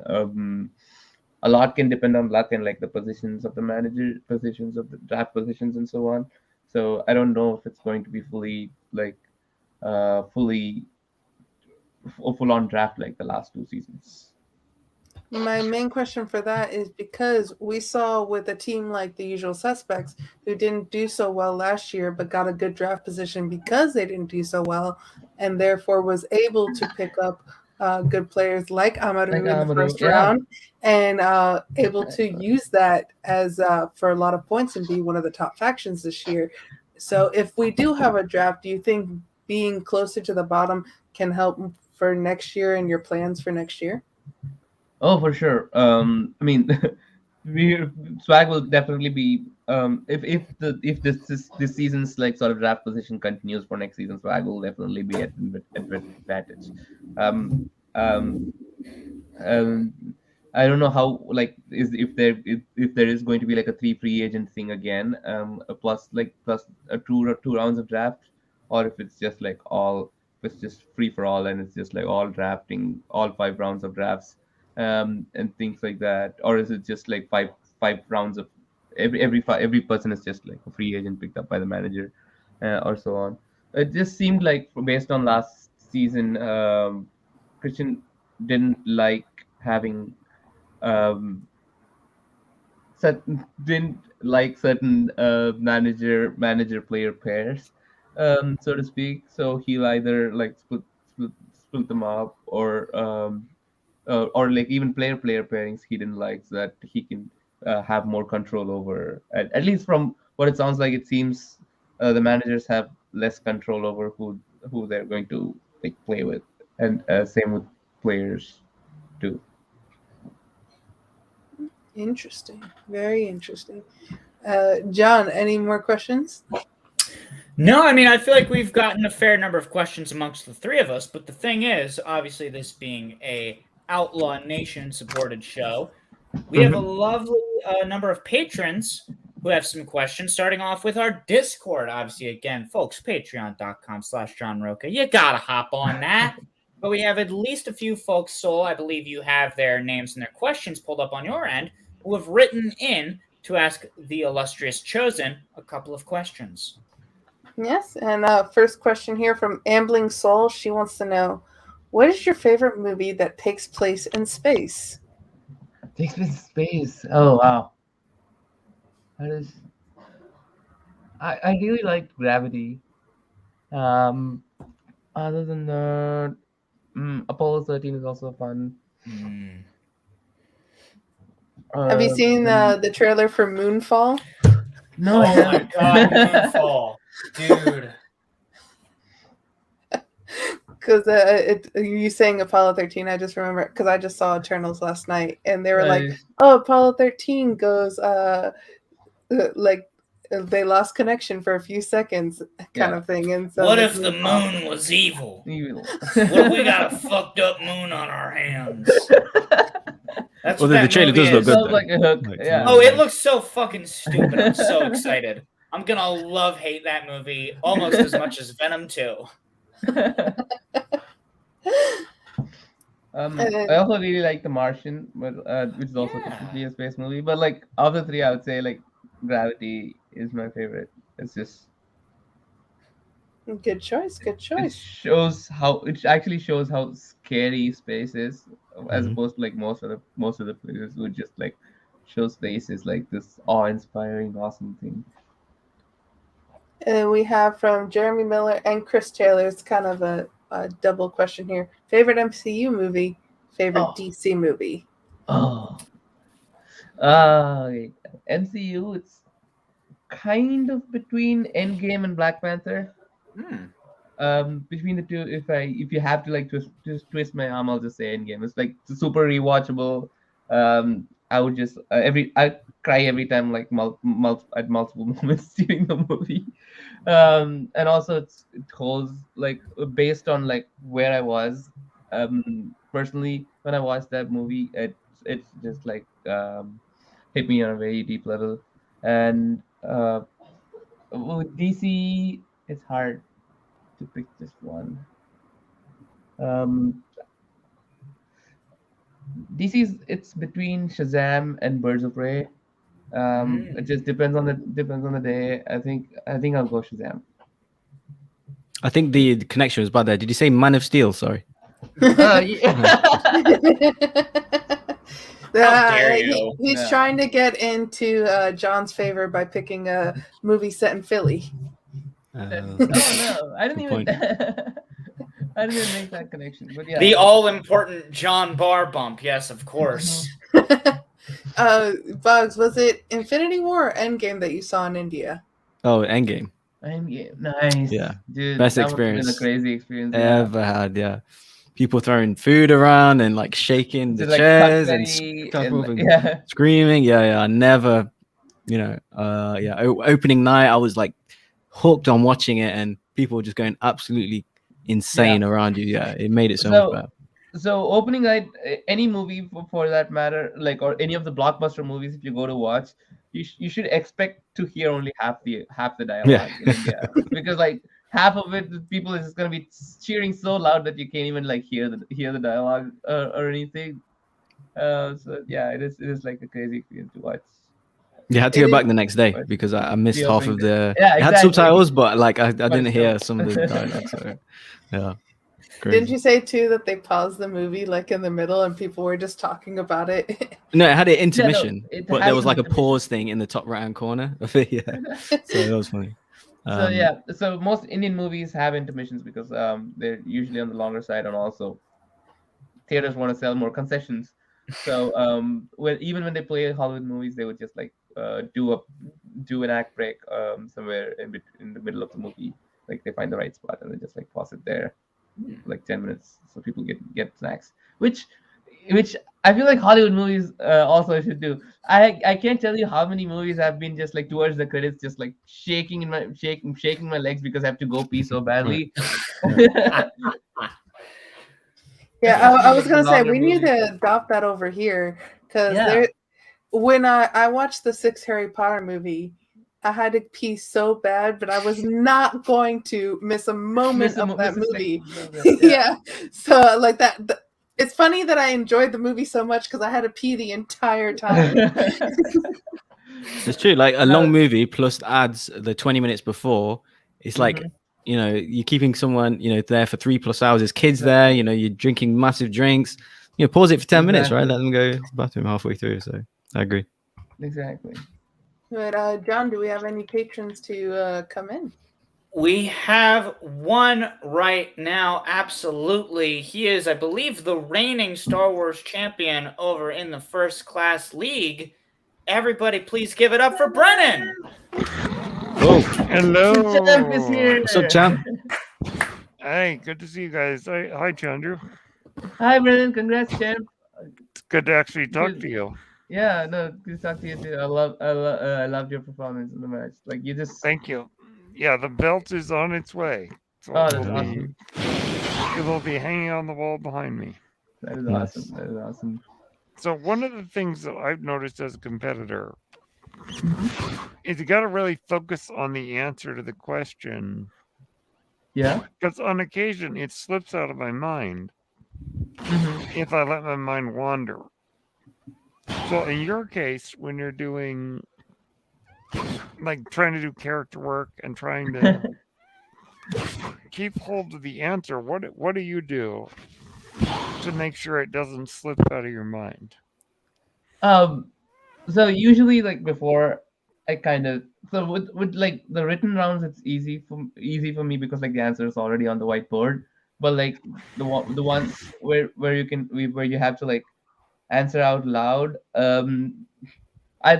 before I think of like how I present that answer, if I'm going to like make a comment while giving the answer, I will tell the answer to myself back in my head first, and then just then think of like how do I want to like make a joke or comment or anything like that. So it's like because I hear it back in my head, it's like it comes to the front of my mind. That way I don't lose it. Like fortunately, just like exactly. Not just think about like do I know the answer, but also like what is the answer? Say it out loud in my head, and then how do I present it, right? Like which is why having that 15 seconds sort of helps too. Sometimes you have to like make connections to the actor and the connections to the answer. If the actor or the place doesn't come to your mind right away, like what other thing can you think of that reminds you of that person, or like another character or another movie or another location or year that can take you to the name of the actor or name of the movie, for instance. Okay. Cool. Yeah, no, that's really important, I think, for players because you want to have fun with the characters, but you also don't want to let the answer slip, and that's good. The idea of as you say, like compartmentalizing your brain to say, here's the answer, and now I'm going to do something for the sake of the show. Yeah, I like exactly. that. I like that. Hell yeah. Thank you so much, Mr. Champion. I have a question for Brennan. I have a question for Brennan. Yeah, before Ooh. obviously, the your Star Wars champ now, of course, in the FCL. Mhm. Give us a prediction for Nicki against Harper, please.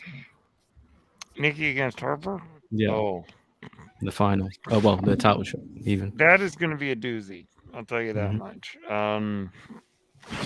I don't know if I could really say. I mean, It's a bit early, right? To be fair. nothing would give me greater joy than to see Dimmy take the belt. Same. Harper is proven to be like an unstoppable force. Pun intended. I don't know. I don't think I can call that one. I just don't know. Nikki just needs to be an immovable object. But I just want Dimmy to Exactly. win because I like her so much. There you go. And sometimes that's all that it takes. Mhm. Thank you so much, Brennan. We'll be catching you Thank you, next guys. time. Hopefully that belt Hey, makes Ryan. it to you by the next time we get to see you. I also had to ask, that reminded me as well, talking about, trying to make sure that you hold the answer in place while you're doing character work. Chandru, I don't know if you saw, Mike had a match this week and he lost it. And part of it was with an unfortunate miracle on 34th Miracle on Street. It's a 34th Street as wonderful... opposed to It's a Wonderful Life. Exactly. Yeah. So I want to know what your thoughts were on that, if that was just a nice little thing to say. No, first off, I don't even if he got that right, that's just a 4-point swing, right? Like, did he lose by was he down 8 points and he missed the 5? Let me pull my notes back up. Yeah, he was down by 8 coming out of round 2. It was 8-16. Yeah. So even if he had that, it would be he would have been down by 4, and like all Janine would have had to do was like hit her 2 to win, basically, and then Mike would have missed his 5 again, just like he did, in the match. So it was funny to see like him just like not with playing his character in round 1, and it kind of works too, because like I expected Janine to have a better first round than Mike. Usually that's what would happen, but like Janine also has some like near misses on the table there in round 1, but like round 2 the way it went, it's also like which is one of the cases like I was hoping would happen in my match, but even though it didn't happen in my match, Mike messing up on an answer that he clearly knows, but he just like is too quick on the trigger, or like just too in his head about the match itself. He is prone to those mistakes, and it was even though it was disappointing to not see one of those moments in my match, it was fun to see that he's still sort of susceptible to all of those, especially if he doesn't have the lead, if things don't go exactly his way, which is fun to see. Which is Absolutely. also a lot of notes taken, because he'll be playing me right after that match. So, Yeah, very true as well. Always fun to think about that extra mentality factor. yeah. I believe we actually have our producer, Mr. New York himself, Sean. I gave him a nickname. I hope he liked it. We'll find out soon enough.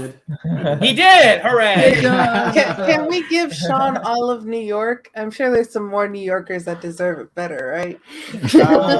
No, he gave it to me and I'll take it. But I have a question though. So obviously this time of year, we're close to Spectacular, and there's a lot of always like who's on Mount Rushmore conversation going on. So my question is, if you take yourself out of the conversation in IG, who's on your Mount Rushmore in IG specifically? In IG specifically, it's hard to not put Mike on there. Mike is on there for sure. Mara is on there, and I would put Rachel on there, and then fourth would be Smets. Even though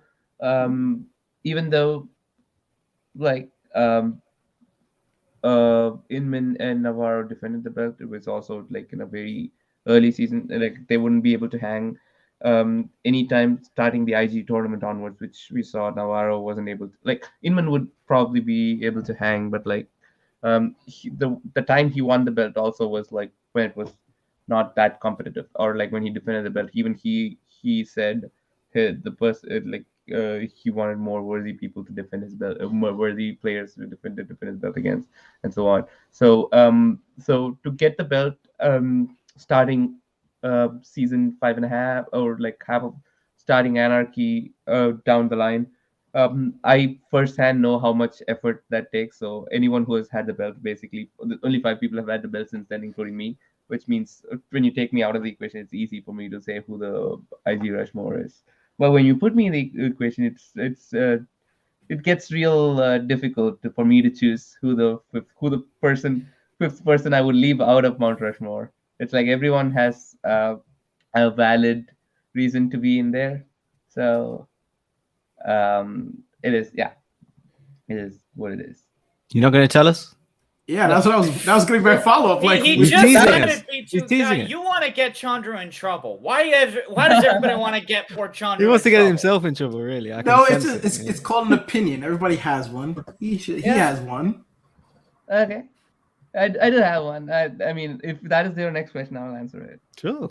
Yes. Okay. So the if I'm included, the IG Rushmore is Mike, Mara, me, and Rachel Cushing, based on play as well as like strength of players they've played too. Does that make sense? Like there's a 3-time champion in there, 2-time champion in there, defending champion in there, and Rachel Cushing, who also was playing at a championship level, but then she was only playing people who were also like strong, also among the strongest people. Like some of her losses came down to like a nail biting decision.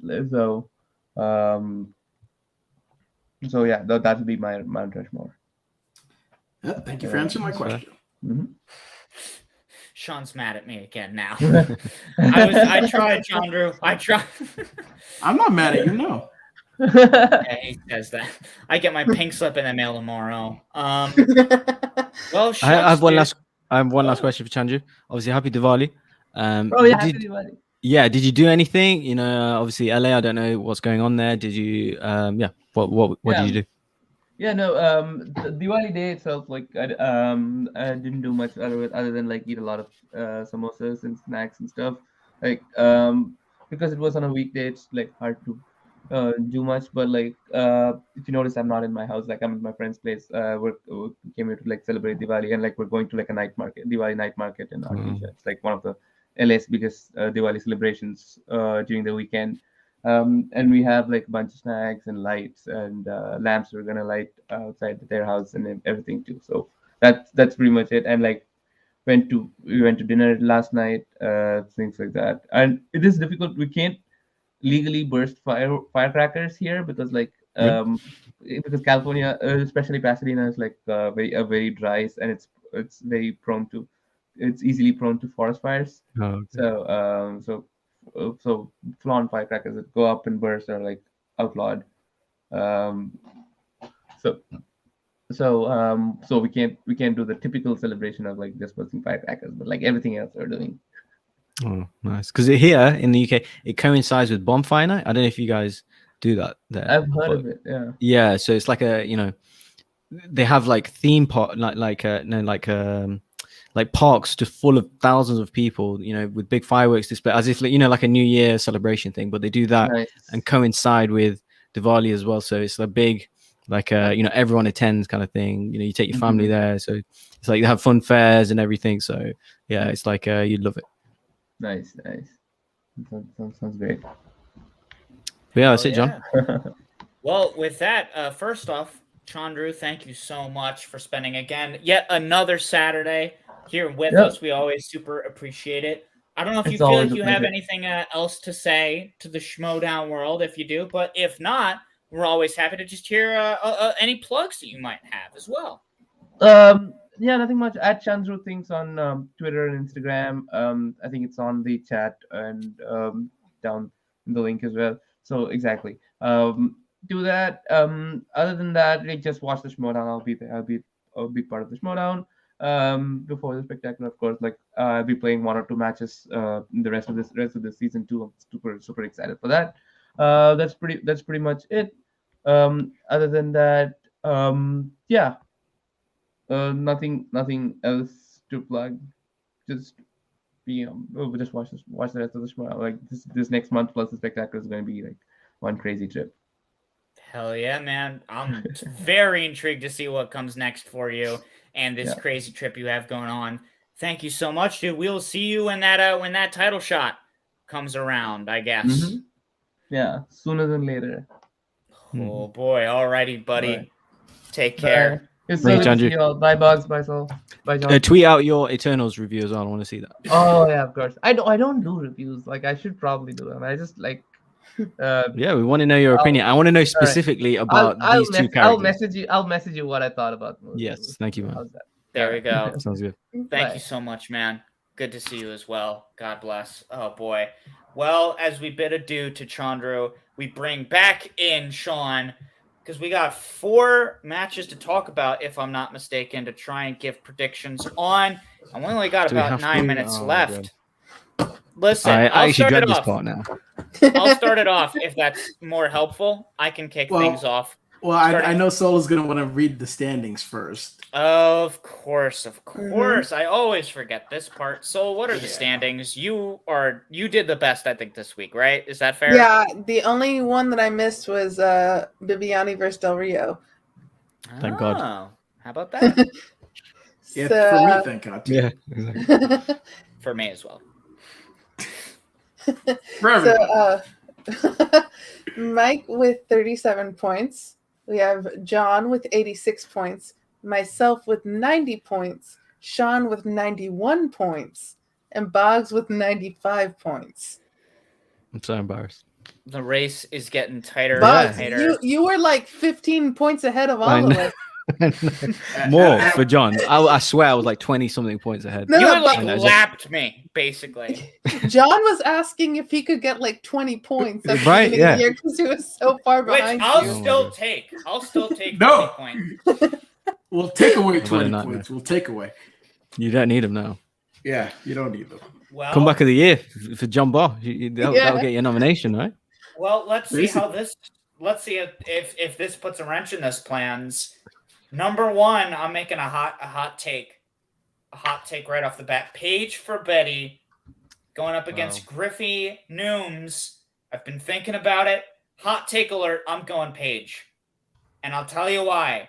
Griffey obviously he got the KO in his last match, but that was largely because of the strength of his round 2 and the weakness of Josh's round 2. Because that round 1, that was kind of the weakest that we ever saw of Griffey. And things only get more high intensity from here. And Paige, she got put through the friggin' ringer in her match versus Ben Bateman. It was really kind of touch and go, but she wanted it so bad that she managed to have both the focus and the skill to pull it off. I think she could do it again. I'm picking Paige for this one. And that even goes against the note I'd written down about it. But you know what? I feel good about my pick. Boggs, who do you have? Yeah, I'm going for Nooms. I think the last match, I don't know, because that was a live match. I think it's a bit different to have that to consider Nooms at kind of any kind of advantage because it's pretty different. And then playing digital. So I don't know. I'll just go Nooms just based on his round 2 and round 3 play, the team's run that he's on at the moment. Yeah, I'll go Nooms. Yeah, certainly no bad players in this match, to be fair. Sol, who do you have? As much as I was singing Paige's praises earlier today, and I've loved watching her play, I think I got to go with Griffey/Arthur Nooms. Okay, wow. There we go. Fair enough. And Sean? Yeah, as much as I want to pick Paige, Boston stuff aside, I think Griffey News. I think it's his year. I think it's going to be between him and the winner of the Star Wars match for Rookie of the Year. That's what I think, because I think Griffey News is taking it. There we go. Very, very interesting. I am sure hoping this is going to be a repeat of Gold Leader versus Laura Kelly for my rankings. I'll tell you that right now. But hey, we got yet another singles match to talk about. Brendan Meyer of the Quirky Mercs going up against the Barbarian of the Finstock Exchange. Bugs, for this one, I got to start with you because we're just going around the horn. I'm sorry to do it because I see you struggling visibly. I'm very struggling, yes. I'm literally thinking, one person, then I'll think of the other person. Go ahead, talk out your thoughts. Let's see if we can help. I was what are you thinking, thinking? Initially, I was thinking Brendan Meyer. But, I do remember how well Barbarian played against Oyama. Is it more his time for a singles run? I do not know. I'll go Barbarian. So, and when you asked the question, my head was Maya, but I'm not going with my gut, so I'm gonna go with Barbarian. There we go. Fair enough. Soul, who do you have winning? This is a hard one. Mm-hmm. It's only hard picks this week. That's for the rest of the season, basically. It's all picks go hard. But I think Barbarian wants it more. He's also saying, don't call me the upset, don't call me this. He's been calling his shot. So I'm going to give him that Babe Ruth, call your shot, go for it, point there to the outfield. So I'm going to go with Barbarian. All right, that's 2 for the Barbarian. Sean, who do you have? Make it 3 for the Barbarian. I think this is his time. I think he's gotten a short end of the stick last year. He's way better than people think. He's way better than his record shows. And I think the Barbarian, I think it's his time. I really do. So would not surprise me if the Barbarian takes out the Kid, even though Kid, fan of the well, they're both fans of the show. They've both been on. So, but I think this is the Barbarian's time. Well, that's going to make next week incredibly spicy for me because I'm picking Brendan Meyer.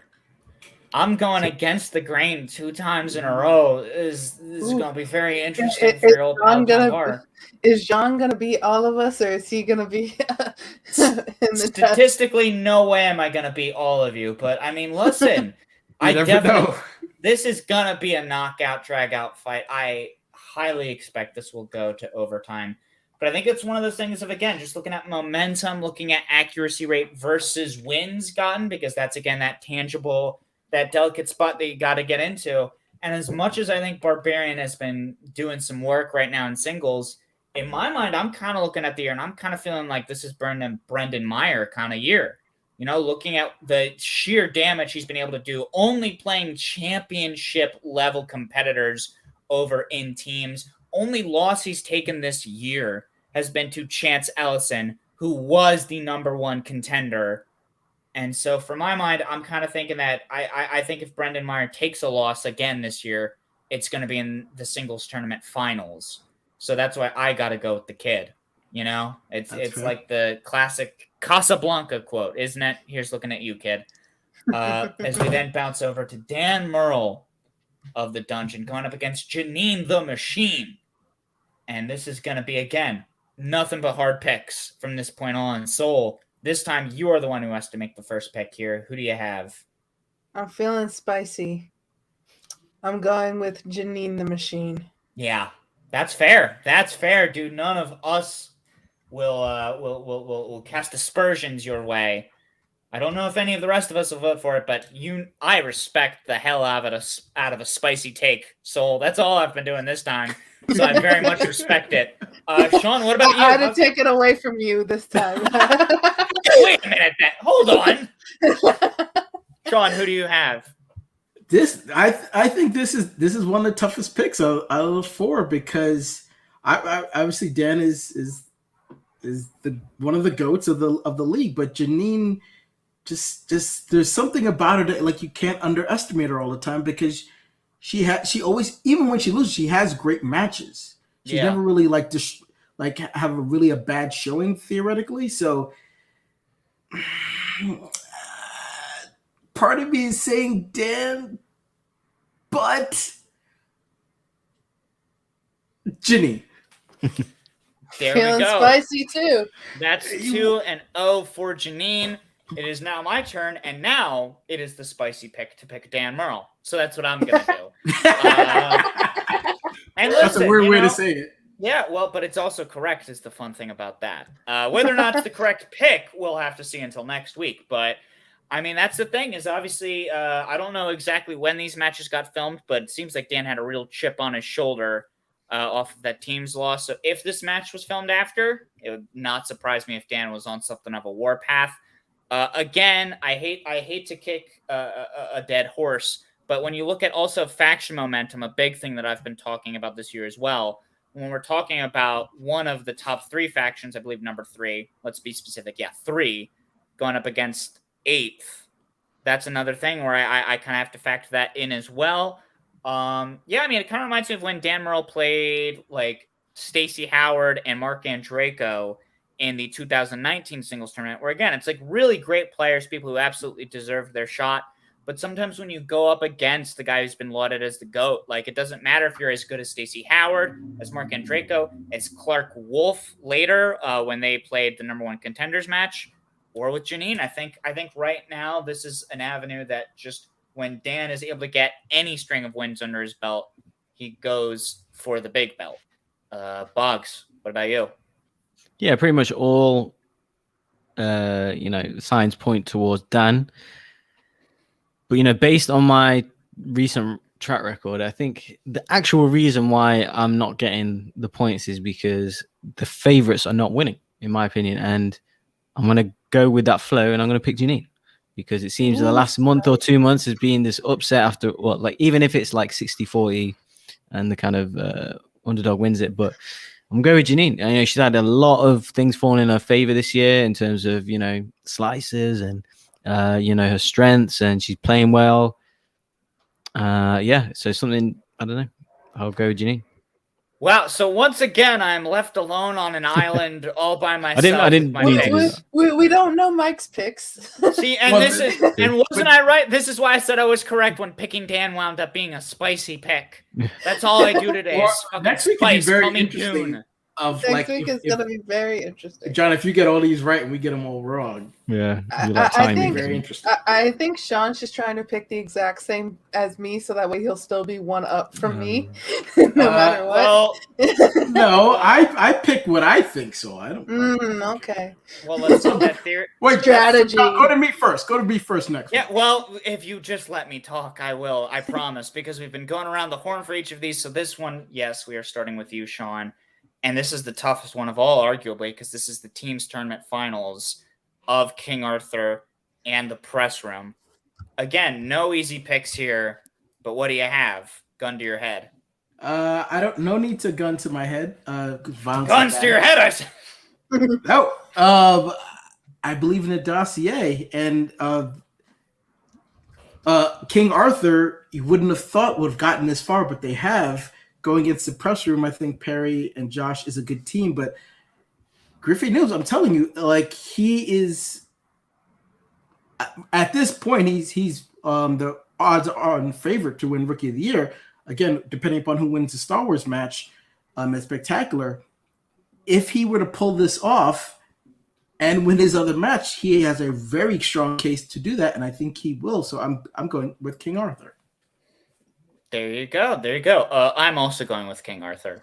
No spicy pick for number 4, but for me, this is the thing where I'm like, as much as I think Griffey might be starting to get pressed a little bit in singles, and I don't know necessarily if he's going to be able to pull a full Collins, I think with the combined strength of him and King Khan, who I think, has not racked up as many individual accolades, but is also still in the conversation for Rookie of the Year.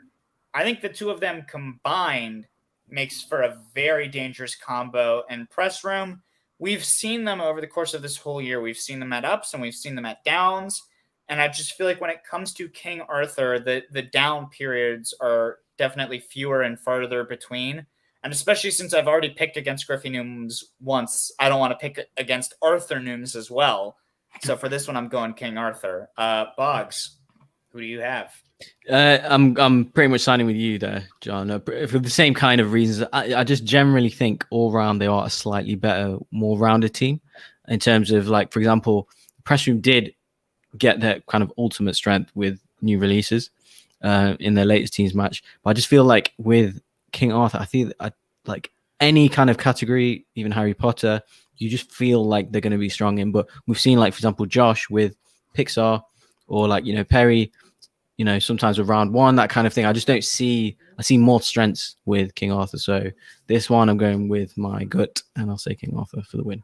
You know, I said a lot of those same things too, Bugs. Just throwing it out there, but never mind. Sure. Yeah. Okay. No, I agree. You did. Fair enough. Fair enough. Well, that leaves it to Soul to see if we wrap this up. Do we get another hot, spicy take, or is this a match that we can all agree on? Bring out the brooms. It's a clean sweep. It's Hey. it's Griffey / Arthur Nooms week for me. So going with Griffey Arthur Nooms. And see, gang, that's what makes us such a good family over here, is we can disagree on everything except for one thing. But that one thing, hey, brings us all together. That's what family's all about. It's like every Fast and Furious movie. It takes them till the end, but at the end of the day, family is family, even if Vin Diesel has to shoot guns up in front of the air in front of Letty because he has to work with Shirley. I didn't watch it. Get your Coronas. I was just about to say that. How dare you make Corona jokes even now? But hey, I think you have to with that movie franchise. I'll tell you what I have to do is end this show because it's been great, but it has been a 2-hour period and we all have things to do. And also all of you watching probably have things to do as well, but we can't end without saying thank you so much for watching along with us. Thank you for writing in your questions or for calling in. If you are, for example, the FCL champ Brennan over there, we really appreciate it. We also appreciate everybody who's been commenting along, like Justin, Jeremy, Leo. I'm going to just keep scrolling up to make sure I get as many names as I can. Alan, Joey, Tushka, Ed, that's his AB, Bryant, Ambling Soul was here as well. Thank you so much to everybody. We really do appreciate it. And don't forget, you can also leave comments down below once this episode is no longer live. For example, if I missed your name just now, I probably missed at least a couple people. Write in underneath and just say, you missed me, but it's okay. I give you one head pat. And that's how I'll know if you actually watched the episode. That's how I really know. You have to write it verbatim. Even if you think it sounds stupid, you have to. I'm making you comment that now, all right? I want to hear Soul read that out 8 times next week, okay? That said, that is going to be it for this episode. Sean, your head is in your hands, so I know you want to get off the screen first. What would you like to plug, sir? I would just like to plug a thank you for Chandru for coming on, and also I know you guys gave a shout out to Nerd Chronic before. I didn't have a chance to, so I will do it now. Nerd Chronic, you are the man. The Schmoedown will miss you tremendously.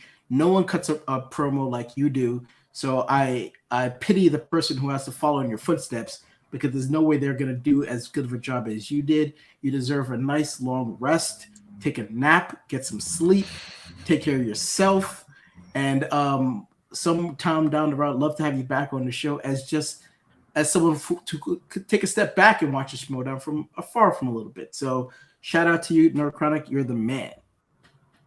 Hell yeah. And a rapid exit from our dear producer. Soul, what would you like to plug? Just plug this wonderful show. I want to read 8 times those comments. So yeah, definitely put it down in the comments. I'm going to plug that right there. And plug the Patreon. We're doing some great matches over there. Boggs has played in some of them, as he was mentioning. So Alan Smithy, I guess he's calling a shot against you, Boggs. He wants to play you now. So, yeah, we have a lot of fun stuff going there. Some title matches at the end of the year ourselves. So if you want to see some of those things, go check out the Patreon. There we go. Fair enough. Boggs, obviously the man of the hour, getting called out left and right. Fighting now the same uphill battle I had to with predictions, but nobody can mistake that you are one of the greatest boys, quite frankly. So I want to hear, do you have anything you'd like to plug? Yeah, so again, thanks what Sean said. Thanks for Chandru very much for coming on. He didn't play obviously at all recently, so he did respect for him for coming on very much. And yeah, just thanks everyone for watching. I'll shout the Pop Culture Universe. Me and Sean are dropping a Eternals trailer tonight. Check that out, like, comment, subscribe, all that good stuff. Yes, what did I say? Trailer. Oh, Are you review. dropping a trailer Yes, for review. your review? That's It's habit, you know. It's bold. habit. Yeah. Movie review of Eternals, and like John's saying, just put your comments in straight after everyone watching who's live right now. Make sure you like the video, drop a comment afterwards, and John, pat yourself on the head. There we go. Yeah. See, I've done it. Now you have to comment that as well. Sorry. Yes. As for me, at John Bar Tweets on Twitter and Instagram, twitch.tv/John Bar, TikTok, John_Bar. Look up John Bar on YouTube. I'm one of them. And that's about it. I know that's 5 things, so don't feel like you have to click on one or even any of them. Just figure out which one you like. But tell John Bar to pat his head. That's right. Oh, you'd better. You'd absolutely better do it. But that is going to be it for this episode of the Ultimate Schmoedown After Show. Thank you so much for watching, and we will see you next week for a very, I guess, spicy update on all of our hot takes. Have a good rest of your Saturday. We'll see you next time. What do you guys think I should watch in theaters next? Do you think Last Night in Soho or Last Dispatch? The Last Duel. The Last Duel.